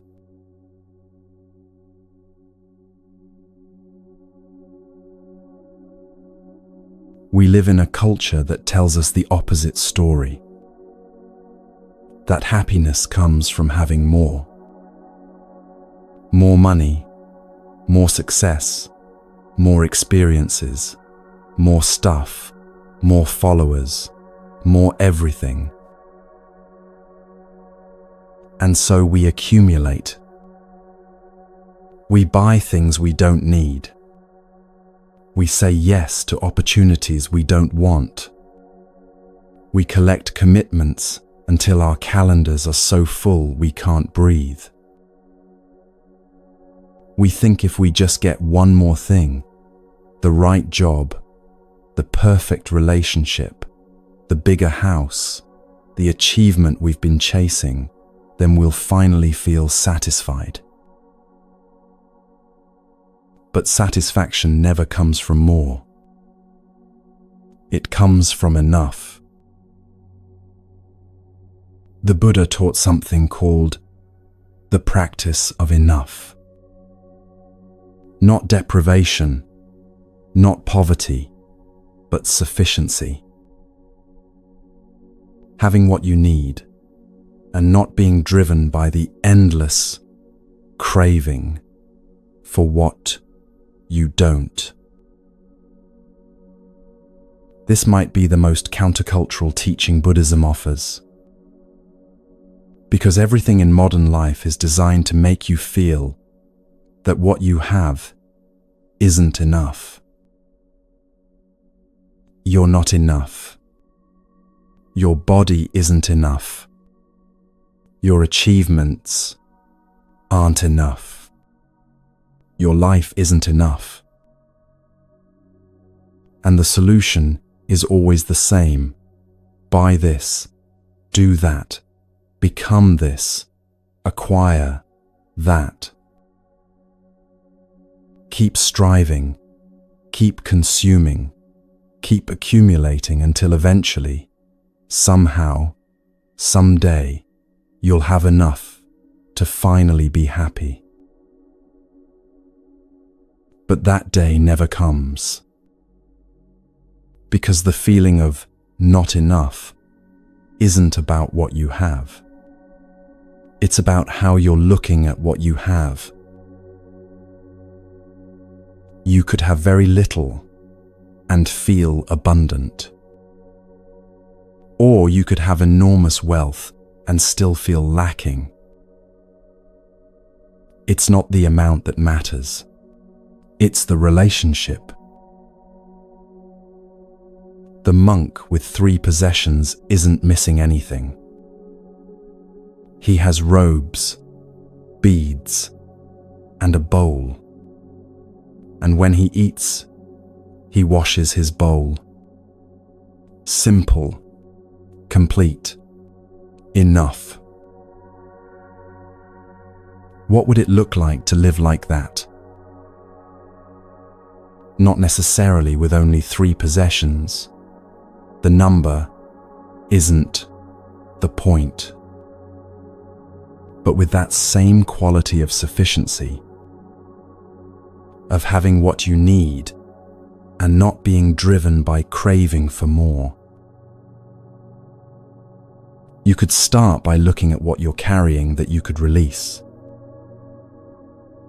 Walk through your home and notice what you own that you never use, never look at, never think about until you have to move it to clean or find something else. All those things are taking up space, physical space in your home, but also mental space in your awareness. Every object you own is something you have to manage, maintain, think about, make decisions about. What would it feel like to let some of it go? Not in a frantic purge where you throw everything away and regret it later, but gradually, thoughtfully, releasing what no longer serves you. This isn't just about stuff. It's about commitments too. How many things are you doing out of obligation that don't bring you any joy or align with what you actually care about? Committees you're on, invitations you accept because you feel you should, relationships you're maintaining because you've always maintained them, even though they drain you. What if you started saying no? Not to be selfish or irresponsible, but to create space for what actually matters. To protect your energy for the people and pursuits that genuinely feed you. And it's about mental clutter too.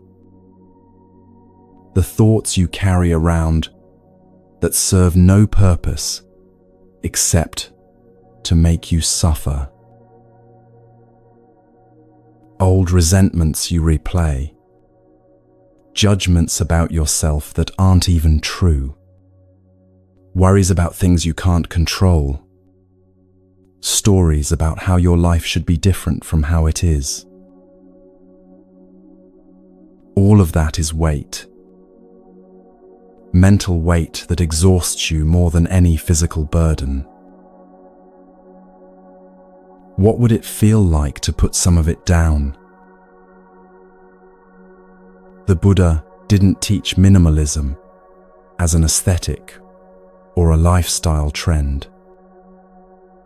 He taught it as liberation. Because the more you carry, physically, mentally, emotionally, the less free you are. Every possession owns you as much as you own it. Every commitment binds you. Every thought you cling to limits you.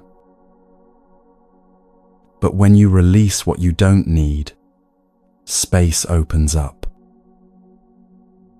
Space for breath, for presence, for the things that truly matter.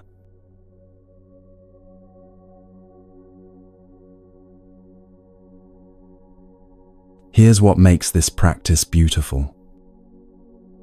When you live with less, you experience more. Not more stuff, but more life. When you own fewer things, you actually appreciate what you have. That meal becomes something to savor instead of something to consume while scrolling. That shirt you wear becomes a favorite instead of getting lost in a closet full of options you never use. When your calendar isn't crammed, you can actually be present for the commitments you do have. You can listen better because your mind isn't already racing to the next thing. You can enjoy this moment because you're not exhausted from overscheduling. When your mind isn't cluttered with endless thoughts and worries, you can notice what's actually happening around you. The way light falls through a window, the expression on someone's face, the taste of water, cold and clean. These simple things become extraordinary when you're not anesthetized by excess. The monk with his 3 possessions experiences his bowl more deeply than someone with a cabinet full of dishes they never use. Because that bowl matters. He eats from it every day. He washes it mindfully. It's not just an object. It's part of his practice, part of his life. This is what living with less gives you. Not poverty, but richness. Not deprivation, but appreciation. You feel more by having less because you're no longer numbed by abundance. You're awake to what's actually here. The Buddha sat under a tree with nothing and found everything. Not because he acquired some special wisdom or achieved some extraordinary state, but because he stopped adding layers between himself and direct experience. He let go of possessions, of status, of identity, of all the noise and complexity and endless accumulation. And in that simplicity, in that radical ordinariness, he found peace. Wash your bowl, That's the teaching. Not find the perfect bowl, or collect many bowls, or spend your life seeking the ultimate bowl. Just, you have a bowl. You ate from it. Now wash it. Do what needs to be done. Don't make it complicated. Don't add unnecessary layers. Just be here, present with this simple task, this simple life, this simple moment. And in that simplicity, you might discover what Joshu's student discovered: that you already have everything you need. That peace isn't hiding in the next purchase or achievement or experience. That freedom comes not from getting more, but from needing less. You don't need to become a monk or give away all your possessions or live in a monastery. You just need to start noticing what you're carrying that you could put down. One thing at a time. One commitment at a time. One thought at a time. Release what weighs you down. Keep what serves you. And watch how much lighter life becomes when you stop trying to carry everything. The monk washed his bowl, not as a chore, not as a burden, but as a practice of sufficiency. This is enough. This moment is enough. I am enough. And in that recognition, simple, ordinary, profound, everything changes.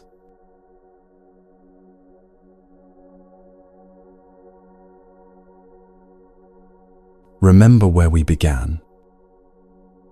The searcher, exhausted, looking everywhere for peace, for answers, for relief from suffering. And now, after these hours together, after walking through ancient stories, mustard seeds, and muddy ponds, rafts left behind, and flowers held in silence, you've discovered something the Buddha knew all along. What you've been searching for isn't out there. It was never out there. The peace you're looking for, it's already here. The clarity you need, it's already present. The freedom you're chasing, it's already yours. These stories weren't meant to teach you something new. They were mirrors, reflecting back what you already know, but may have forgotten in all your searching. When you stop searching, everything comes to you. Not because the universe rewards you for stopping, but because you finally become still enough to notice what was always here. Thank you for walking this path with me. Wherever you are in the world, whatever time it is, you're not alone in this practice. If these stories resonated, let them settle. You don't need to do anything with them. Just let them be. The Buddha's final teaching was simple. Be a light unto yourself. Not because you're broken and need fixing, but because the light is already there. You just needed to stop searching long enough to see it. When you stop searching, you discover you were never lost. You were always home. Until we meet again, walk gently,